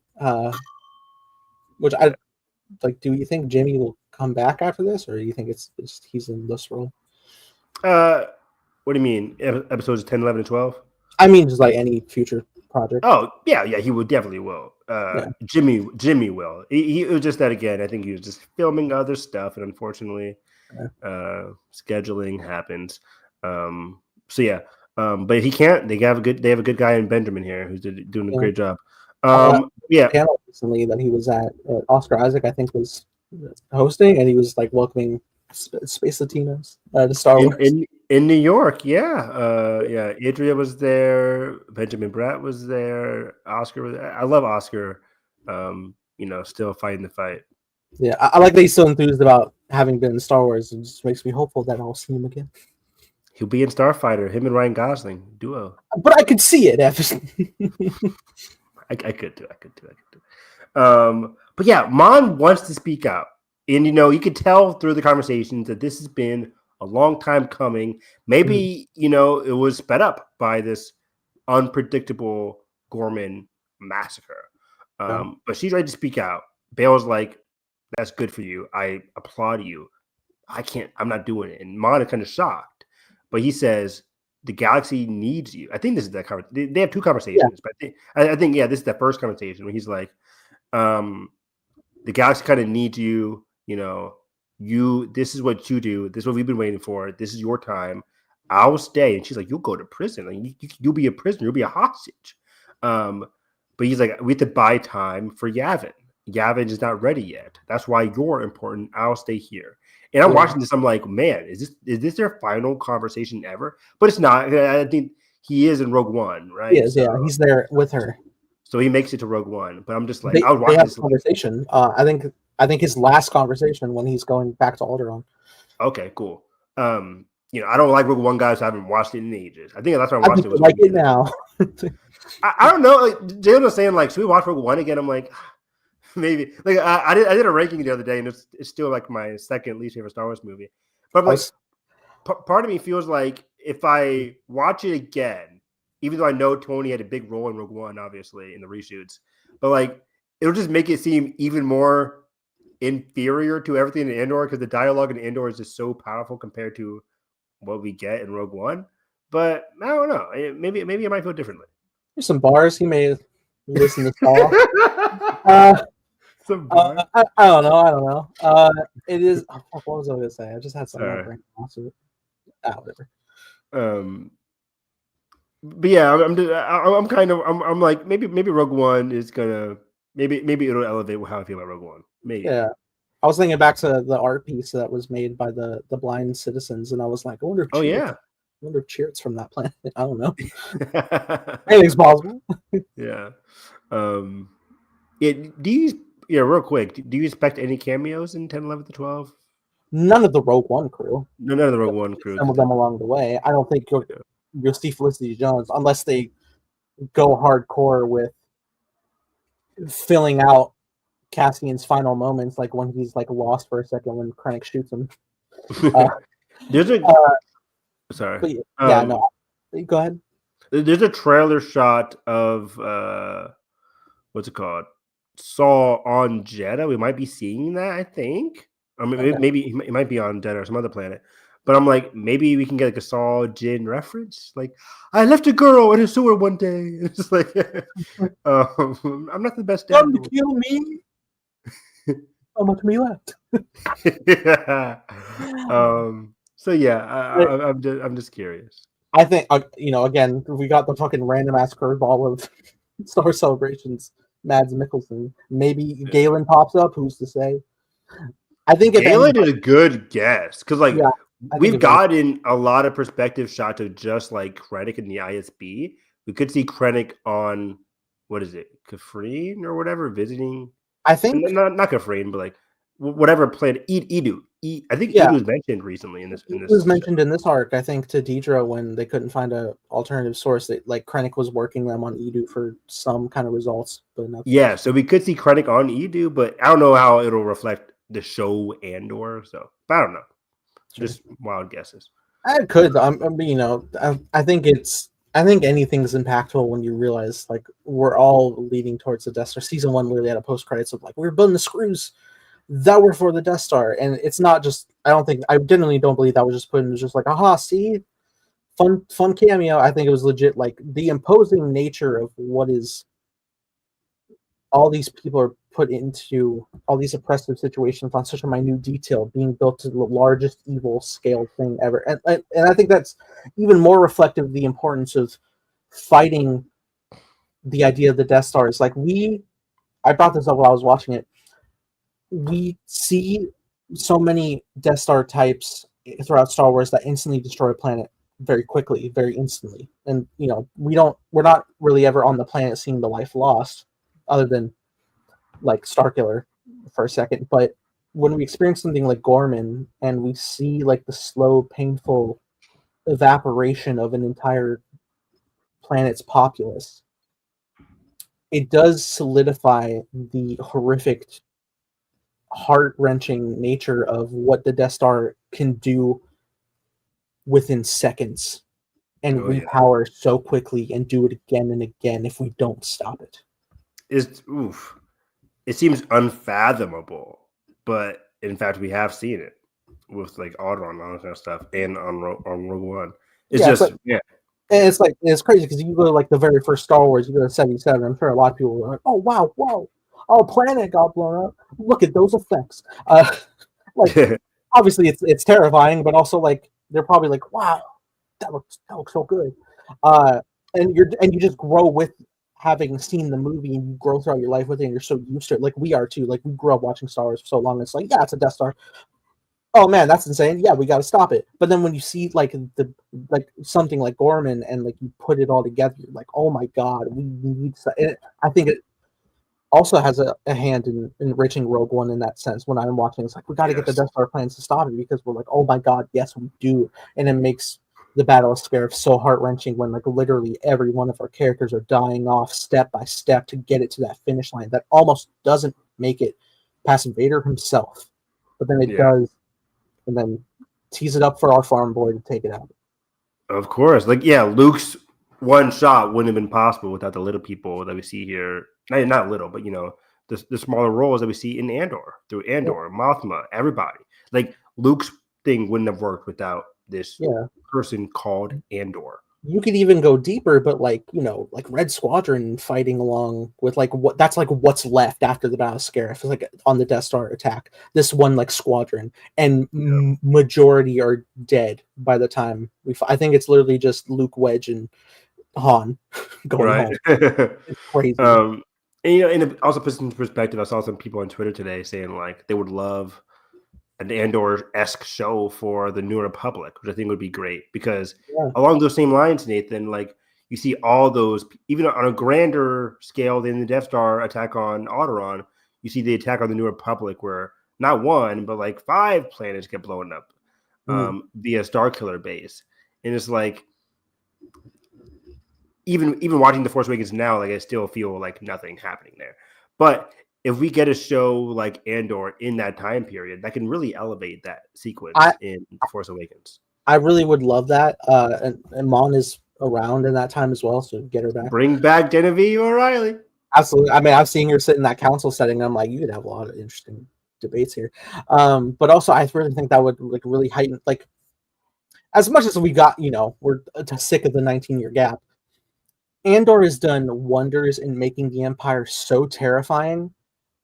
But I do with the redesigns of the outfits for the First Order, I do kind of like not have that same sense when I am watching them because it's in the context of like the chapter episodic saga where it's a fun sprawling adventure about the hero's journey and whatnot. It's not like the gritty like we're fighting the suppressors again. It's like history repeating, which would be, I think, if you were to make a show like that, even more prevalent to today because we have so many modern Nazi sympathizers. Right, yeah.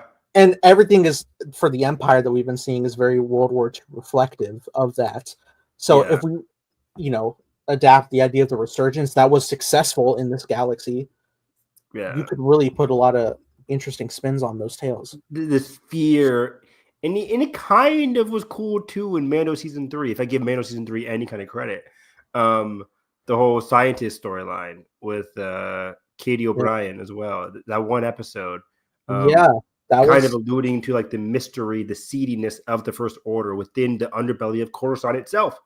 That's terrifying. You can definitely explore that. And I think that it does kind of get a bit of that does a little annoying too. Like they keep using the Empire iconography, which I know we're not like fresh off of, but like let's start getting those stepping stones to the actual First Order itself. Because I mean, they are like idealistically like Hux' father and everybody like in those roundtable meetings and whatnot.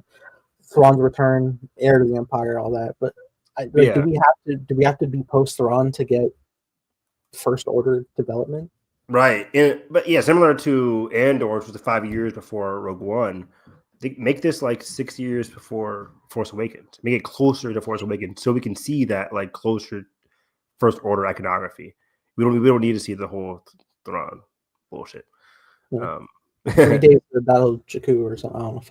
Fucking yeah. BBK Battle Before Jakku. I don't know. Well, everything is like ABY at that point, but we would be so disgusted. Like 28 ABY. Yeah, ABY would be so weird because like Yavin has no significance to what's happening on, Jakku. But it's how we mark it. I know, it's like, change that shit. Unless you're, every other medium that's far Yeah. away. Because you watch Acolyte, and they're like 200 years before the Phantom Menace, basically. Right. Yeah. If I'm, Tony Gilroy, he would have the ability to be like, fuck this BBY stuff. If we're all the way in the sequel trilogy era, I was like, let's just change it to somewhere else. And they'll be like, okay, cool. Because they love Tony that much. But yeah, let's finally. Sorry. Yeah. Sorry. Yeah. Sorry. We were bringing up the idea of who we think may appear. Yeah. So yeah, we said Galen. I think you could get a spotlight of if Bale is headed to Yavin at any point. I think you might see the Tantive 4. Maybe. That'd be nice. Yeah. I won't call it Tantive Eve because it sounds insane. But otherwise, the characters, I don't think anybody else like Saw is already in the show. Yeah, me neither. I think they're gonna keep it light. Borgullet. Yeah. Vader. Yeah, I don't really see Vader. It would be insane if they got Palpatine for a second. I would kind of like that, but I doubt it. Where is Palpatine during a lot of this? Is he on Naboo, or where does he station? Because is he not on Coruscant? I thought he was on Coruscant. Yeah, I don't know, because like a lot of the Senate stuff will be going on, and it's like he never pops in unless it's the Bad Batch. Right, because he doesn't give a shit about the Senate. He's like, oh, they're still doing it. Okay, cool. The Senate until today for the Senate. Right? So. The Senate died when he came to power and invented the Sith.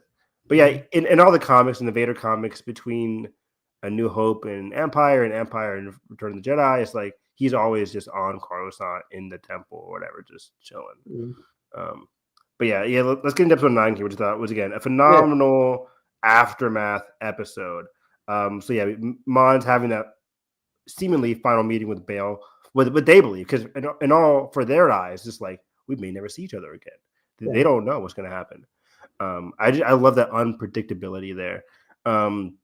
Later that night, Erskine, her really loyal aide, for now,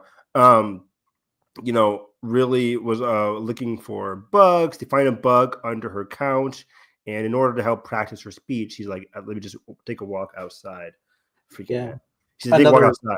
And another tally to the suppression the Empire's doing after Ghorman. Like they're arresting the senator of Ghorman.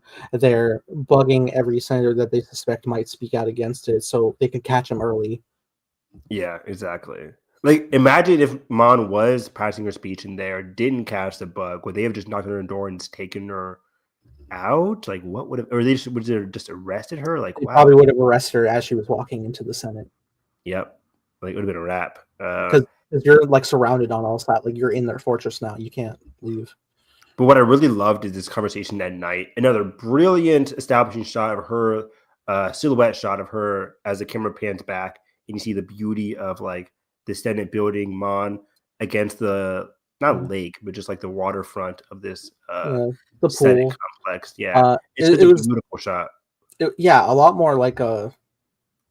Like I think typically we see the other side of the Senate building where it is just like the modern average streets, which again, like I said, it's not like the lowest like 13 levels, but it is, of course not, but it is like a modern middle class would be the better description of just like the surface of the planet.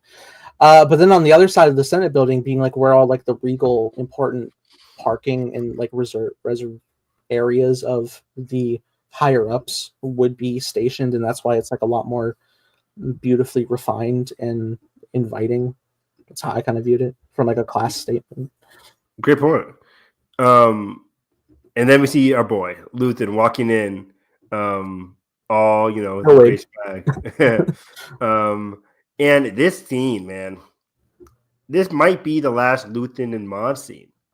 And I think for me, it really worked. This really worked, and it encapsulates their differences to a T. Luthen, for all his great social plays throughout the, we always say he'll be great on Big Brother or Survivor or whatever. He doesn't do a good job here trying to work with Mon. He basically just scares her. And Mon is rightfully worried. So she says, like, instantly he's like, we know you're planning on speaking out. That's why Luthen is here in the first place. Yeah. But how does he know? Well, he says, your boy Erskine, he works for me. And it's just like that hurts Mon. It does. Although we haven't seen a lot of scenes of them like individually, her and Erskine, we've seen him be by her side ever since the end of episode 3 in this season. I think Erskine himself said he's been with Luthen since I think like a week after the wedding. Yeah, a week after the wedding. He got with her real quick. Probably the same day he killed Tay. Which she brings up. Yeah, which is a great parallel to bring up here. And so he's like, she can't trust Erskine for all and then he then tells her like, you can't trust Bail's group either. That's interesting from an audience perspective because we are quite familiar with Bail, and I think I was watching their second meeting between Mon and Bail, and I was sitting and I was like, if there's two people I trust in the entire galaxy, it's Mon and Bail. 100%. But yeah, as soon as he says like you can't trust Bail's people, I'm like, what the heck? Like, Bail, what happened to your people, man? Do some good vetting. But it is the chaos of the rebellion where things are a bit more finicky and you can't really vet and trust people throughout all this like quick happenstance. So Luthen saying he can't trust you can't trust Bail's people. I have my own guy in Andor who will help escort you. And what I like about this is that like she is rightfully worried. And that's when she brings up Tay. Because from her perspective, she's like, Luthen is worried that if I go out there and I get caught, it's over. It's bad. We all know that. Like, if I get caught, it's bad. So him saying, like, I have my own guy, he doesn't specifically say Andor, but I have my own guy who I trust explicitly, who will, help escort you out of the Senate building.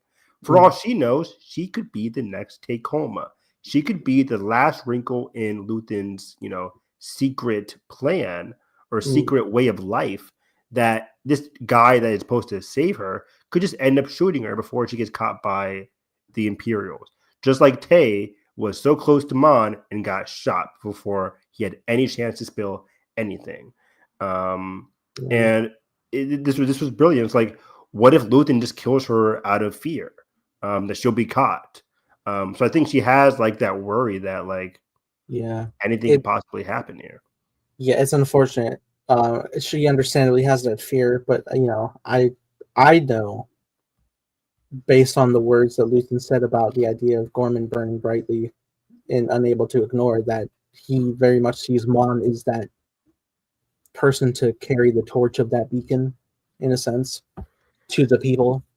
Yeah, I can't wait to get more Luthen in this final arc here, where I do think he will unfortunately die. But I am curious. Sorry. I am curious about Luthen's connection to Mon, because I think he does trust Mon. Like you said, I think he does value Mon and her importance. But at the same time, Mon is also of the same wavelength of Andor, about them all needing to group together. And that's not who Luthen is. He still is prioritizing that secrecy. So I wonder if Luthen's still going to be prioritizing that secrecy up until the final days leading up into Rogue One.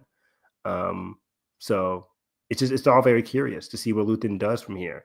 But he does, he is earnest in saying, you can't trust Bail's people. Trust my guy, please. Next scene, we see Andor go into Coruscant. He tells Kleya that this will be his final mission. He kind of wants out. And I love what he says here. He's like, I want to be able to make my own decision. And Kleya immediately was like, isn't that what we're fighting for? I'm like, woo! Love you, Kleya. Love you. And yes, she is correct. However, correct. I totally understand Cassian's just his doubts. He's shaken this after what he just witnessed. Like, this is taxing, which war is, obviously, and it's not for the weak. It's not for the sane. Put it in. Let it run wild. I wonder why there's not much of him left. But I get it though. And obviously we need as much help as we can get. It's a very desperate time. It's always a desperate time, but like especially we're on the precipice of turn of a tide. The rebellion actually being able. It's like when I was thinking back to like when you watch Rebels, and it's like there's this idea of like these small cells like in different parts, but then they're starting to come together, grow bigger, and actual like squads and like a full rebellion. Like, Right. that's exciting. It's exciting, but we're on the tipping point of getting there, and we need casting to do this and keep going. Big time. And I'm with you, man. I feel for Andor's doubts here. What happened on the Ghorman Massacre was exactly what he was worried about. And he's handled it in his own personal Cassian way. This was exactly what he did want to happen. He was right. What's the point in fighting? As he told Luthen, what's the point in fighting if it's just going to end with the Empire's boot down our throats? And the Cassian or the Ghorman Massacre was the biggest example of the might and the unjust nature of the Empire in actuality. And he was present there. He was there when it happened. It brings him back to when his father figure died. And he, after that moment, he kind of like lost his path. As we saw in season 1, it took a while for him to get that path back. And we see it here, whereas like you see the Ghorman Massacre and kind of lost that path. He's still willing to do this mission, but again, it's like one last job. And he wants to be out. Because he wants to prioritize a winning battle, his love for Bix, that he knows is always going to be there, versus a losing battle in the rebellion. And not losing battle, but just an unpredictable one, a one that is riskier. I think he knows. I don't know. It might just be my thinking, but like in my opinion, he might be on borrowed time per se. It's not like he can envision the future or anything like that. But like he got lucky with the Ghorman Massacre. He got lucky, and a lot of characters have been saying this season, like we're fighting for a rebellion that we cannot, a republic that we might not be able to live through. I think him and Luthen had like the same conversation in the second arc. But Cassian's always going to be there to fight. So again, it was great. Anyways, so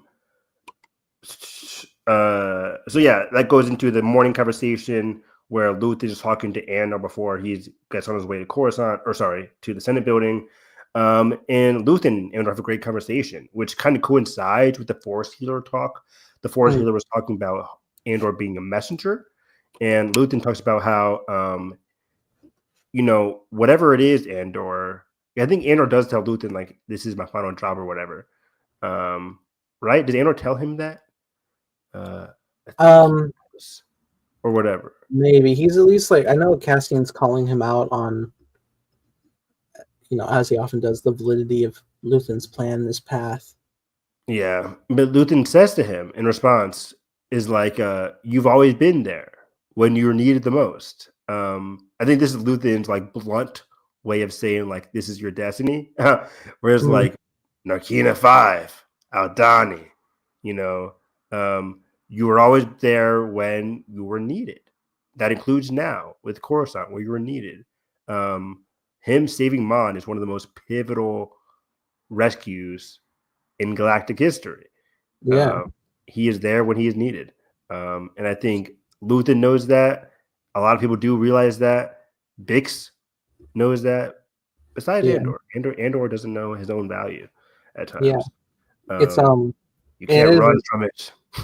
Yeah, I think Cassian's kind of like thrown into a bigger scale of having to escort Mon, because I think he would have been the getaway person, but because Erskine was fired by Mon for how she feels about Luthen, it was made explicitly clear by them that Erskine knows the Senate building very well. Cassian doesn't.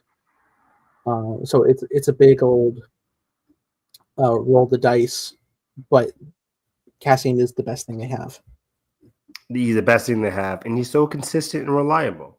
Yeah. But also shout out for coming back despite. Me too. Yeah. Erskine was like, "It was a pleasure working with you" when he got fired. I heard the tremble in his voice, and I was like, "No, he meant it." He meant it. Yeah, he's like, "Trust him, please, Mon." But I get it, Mon. I'll be upset too. It's kind of like the whole Cyril thing in Invincible. Is it crazy how Invincible was this year, by the way, too? Yeah. It's like, man, what a crazy year. But what's it called? Bale and Mon meet for again. And I love what Bale says here. What does he say? Tear the shit out of this place. Yeah. I love that. He was like, do your thing, tear the shit out of the place. I'll set you up. I'll give you the layout. Like, come on, this is on you. But you gotta speak from the heart. It was great. I think Benjamin Bratt did a great job with that line. He definitely. So yeah, Bale's extraction team arrives, and I love this whole sequence of events here because I'm watching this like, is Luthen right? He usually is right, but are they sus? Because they first come in and then they explicitly state bringing up Mon like this is going to be a quick and easy extraction, and I was worried that the word he was going to use was execution. I was like, Luthen was right, but the guy is genuinely there in good graces for Mon and for Bale, as is the other dude. The lady, on the other hand, is a turncoat for the Empire. So messy, right? Like it was so funny. They get into this closet, and then the guy just goes to like check out the back of the closet. The closet. And she's just like, Mon. So we're almost in. She's talking to the ISB guy, and I love this intercutting between this ISB guy who we saw last arc, who was friends with not Carl Young, with Young. So they keep saying Young's assistant is talking to us or whatever, which is funny because we know Young is also a turncoat.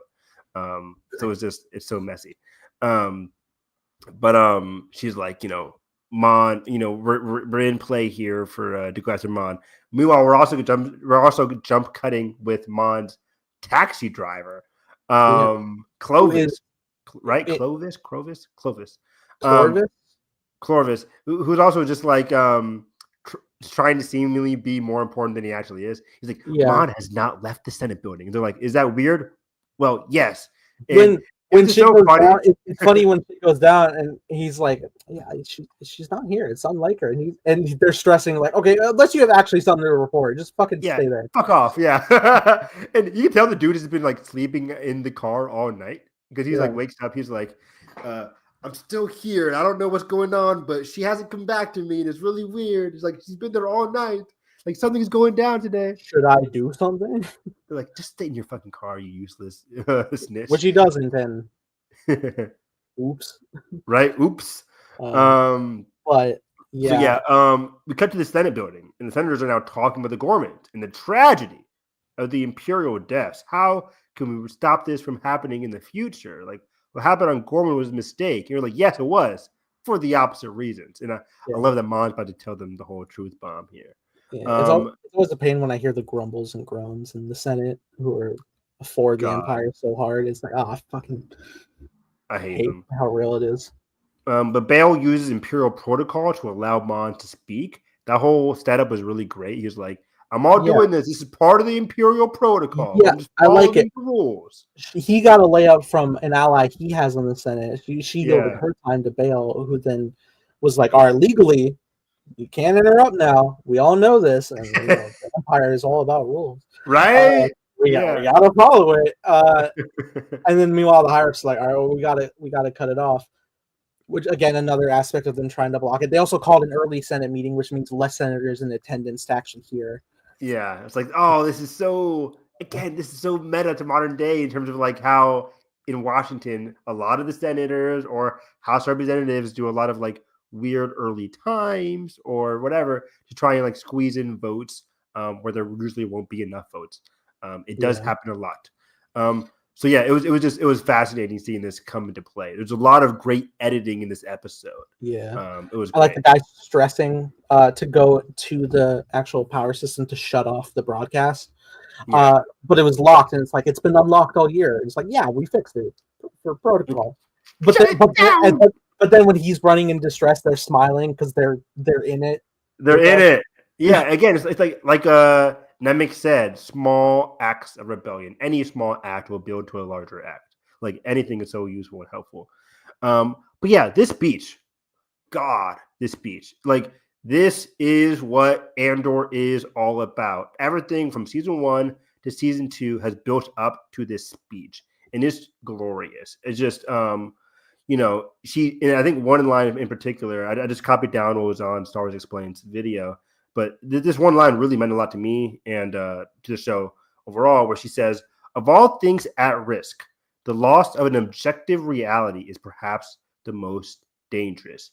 The death of truth is the ultimate victory of evil," which I thought is so meta and powerful and resonant to not only Andor, but just to like Star Wars as a whole. Like the aspect of truth and changing the truth to fit your narrative. Yeah, even the line right before that, she says the difference between what is said and what is known to be true has become an abyss.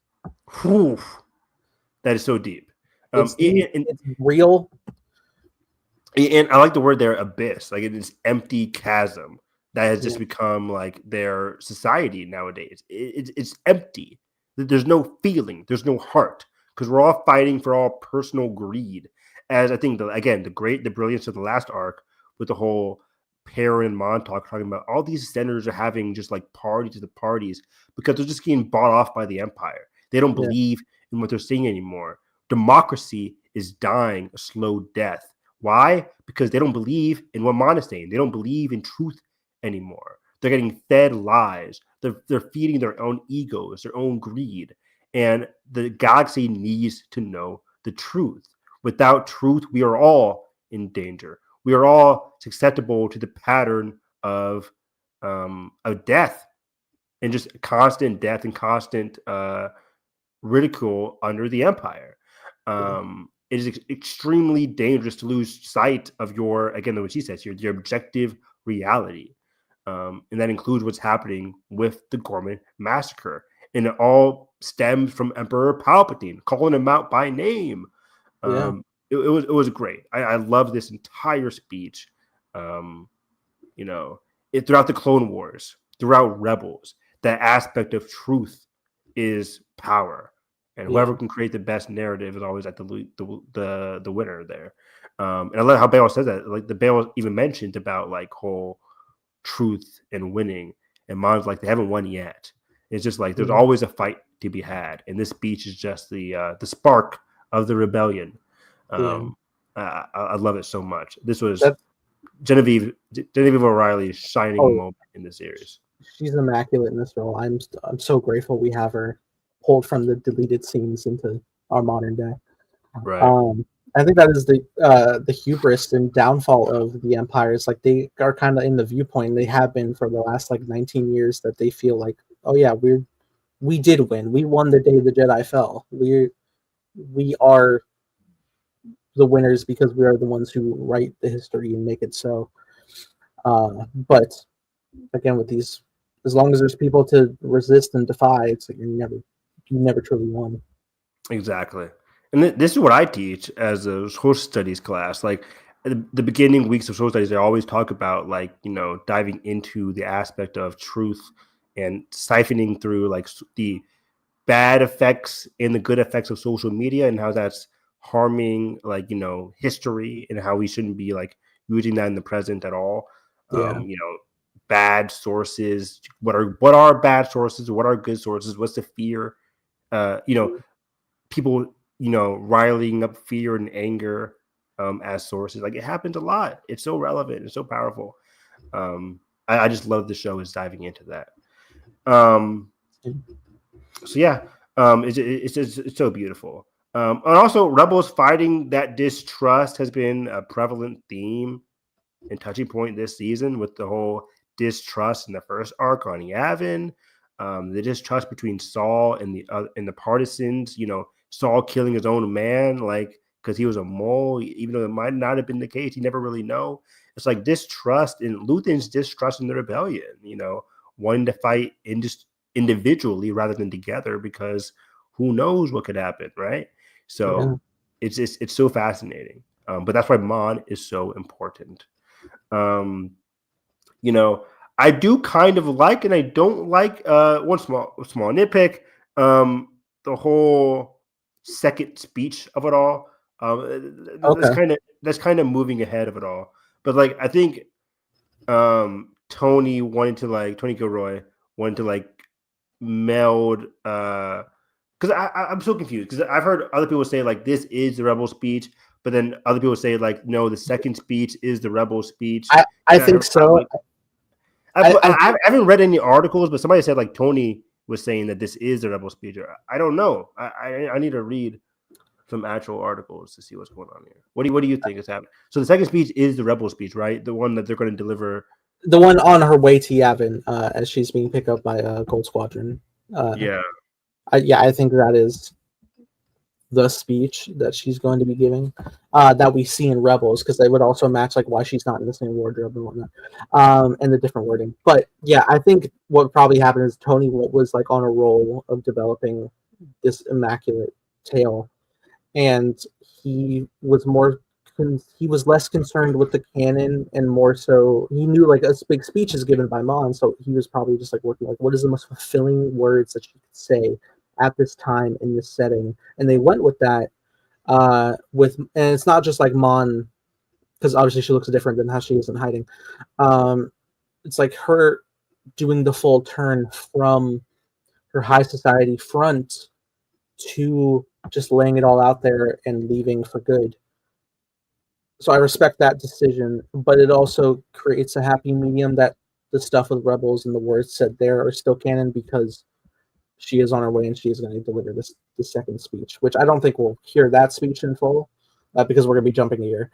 But nor do you need to, but it's like that is what helps you collect and unite the rebels. You can make an argument that the second speech is just going to be a more streamlined sum, but also hitting all the major points of what she said in the moment of the Senate, even though that was a prepared speech as well. It's going to be refined. It's going to be a finality to the words she expresses that will be broadcast to the entire galaxy itself, not just the Imperial Programming Network. It's going to be to anybody who can hear it, and it'll drive the point home, and it will bring more to rally to our cause. Yeah, I agree. Yeah, more I think about it, the more I like it. But I was just like, as I'm watching this, I'm like, what second speech and what's going on? So it took a while to connect the pieces there.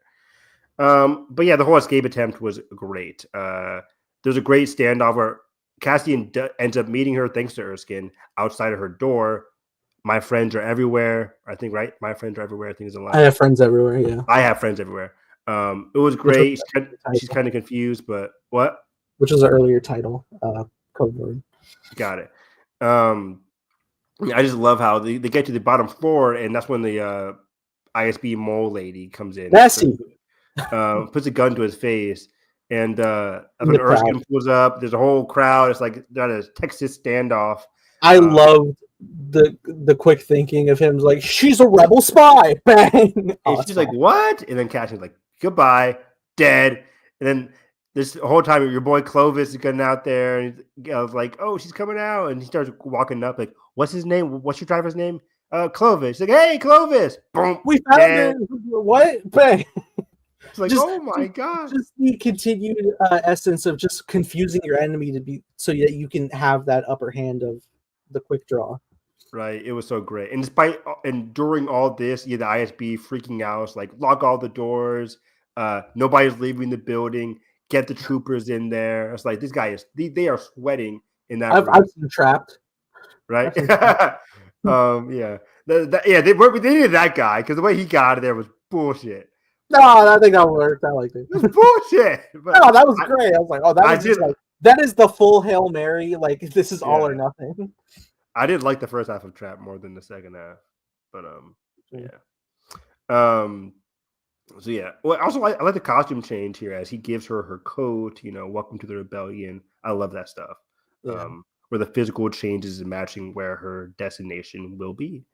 So yeah, Mon gets taken to Cassie's old hiding spot, which I thought was a good touch. And then he said, Cassian, this is good job. You fulfilled your job, and he heads back to Yavin. So yeah, as Nathan mentioned, in Rebels, he heads to Yavin on a different ship. He had to Dantooine first, deliver the different speech with the Rebels crew. So go watch Rebels season 3, right? Yep. Secret Cargo. But this is where we get to the end. I have no more notes because it's just tears on my notepad for some reason. I'm kidding. But yeah, Andor makes his way to Yavin, where he meets with Bix. They have a great embrace, and he honestly tells her, this is my last job. I'm done. This is my last job. I want to stick with you. Again, I wish I rewatched the scene to get certain dialogue, but that's basically the point. And he questions her, and he's like, "Why aren't you smiling? Why aren't you responding?" She's like, I'm just taking it all in. And I get flashbacks. I believed it in the moment. Her words. I think she does mean it. She wants to. Yeah, she does.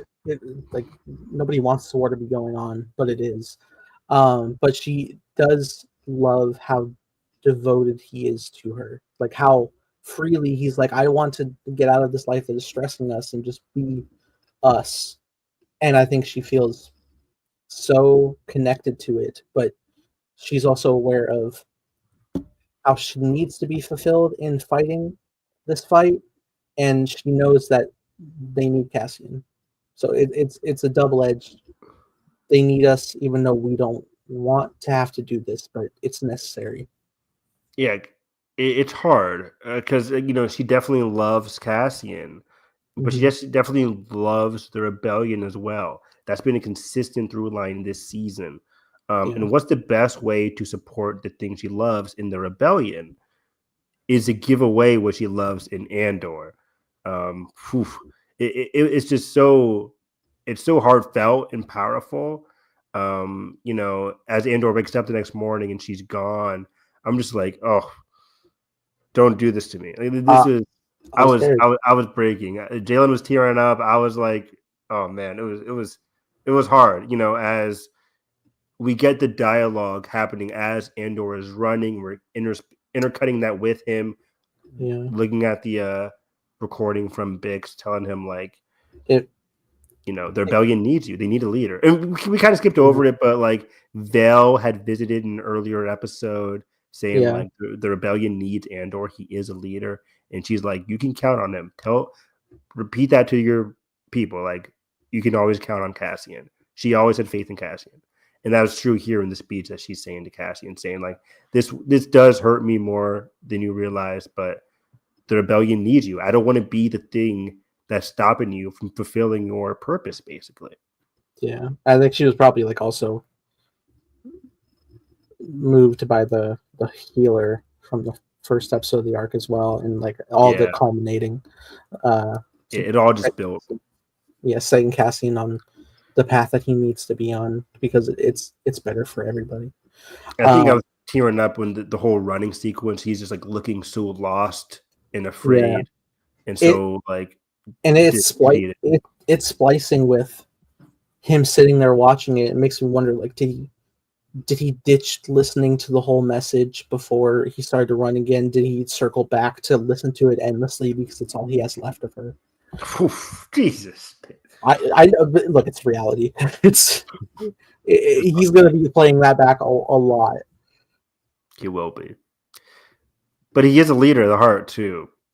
And part of me, maybe just me wishful thinking on Cassian's part, but maybe part of me, he does realize what Bix is saying is right. Because he is able to quickly get back into that leadership mode with the follow-up scene with KX. I kind of small nitpick. I wish the KX stuff happened first and then we cut to the Bix farewell scene. I think that would be a powerful ending. Okay. But I'm fine with the KX thing being the final scene as well.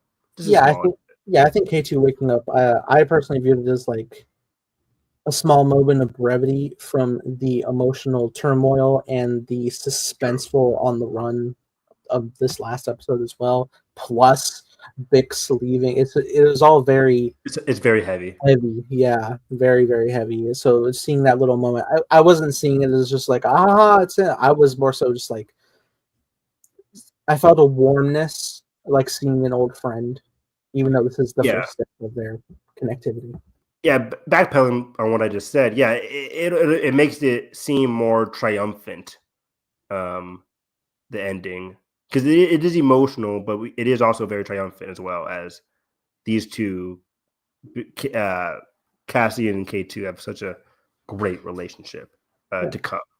I also like the Melshi reference here with the gun. I had no clue. I had zero clue what the gun, why the gun was so important until I went online. I wasn't recognizing the gun itself, but like as soon as the guy stepped up ownership and I saw it was Melshi, I was like, oh yes, wonderful. Yeah, but I was like, how does Vel know what Melshi had? But I think that's the gun that Cassian got from Aldani, who he then gave to Narkina. Yeah, or well, yeah, to Melshi. So yeah, it was just it all came together, and yeah, they managed to fix K2. He went online, and K2's first sight was Andor. He's like, get that shit away from me. Kidding. But yeah, this was a great ending, great arc. We're at 2 hours and 10 minutes on just 3 episodes. These are very big episodes, like probably the biggest, the biggest Star Wars show strung together. Definitely, yeah. I don't know if there's any competition. Yeah, when people ask like, what are the 10 best Star Wars episodes ever across any Star Wars, you just have to name 10 episodes of Andor, because I don't think anything is beating any 10 episodes of Andor, because like these episodes have been so impactful, so powerful, so just transcendent. It's hard to even compare. But even though I do love episodes 5 and 6 of the Acolyte a lot, and 7 and 8. Anyways, renew the Acolyte, guys. But yeah, this was a great episode of Andor. I can't wait for the finale in just a few days with next Tuesday. I'm gonna miss the show so much. We do kind of have to say, like, any final predictions for the finale? Yeah, I think Luthen is a goner. Sadly, but I'm curious to see how that plays out. I'm very curious to see any Luthen and Mon scene, if that's possible. Luthen and Cassian scene together, I'm very excited for. Prediction wise, we're gonna get more K2 and Cassian moments, some mission, probably episode 10, to start us off with some cool, fun action adventure moments. But yeah, I'm very curious to see how it ends off of. I want a good final shot for this series, but I also know they're hamstrung in terms of like delivering us straight to Kafrene for the beginning of Rogue One. So hopefully they can make it like a meaningful ending. Despite that, hopefully we see Bix again at all. Let's see some Bix, even though we saw her farewell here. So yeah, I'd like to think that we may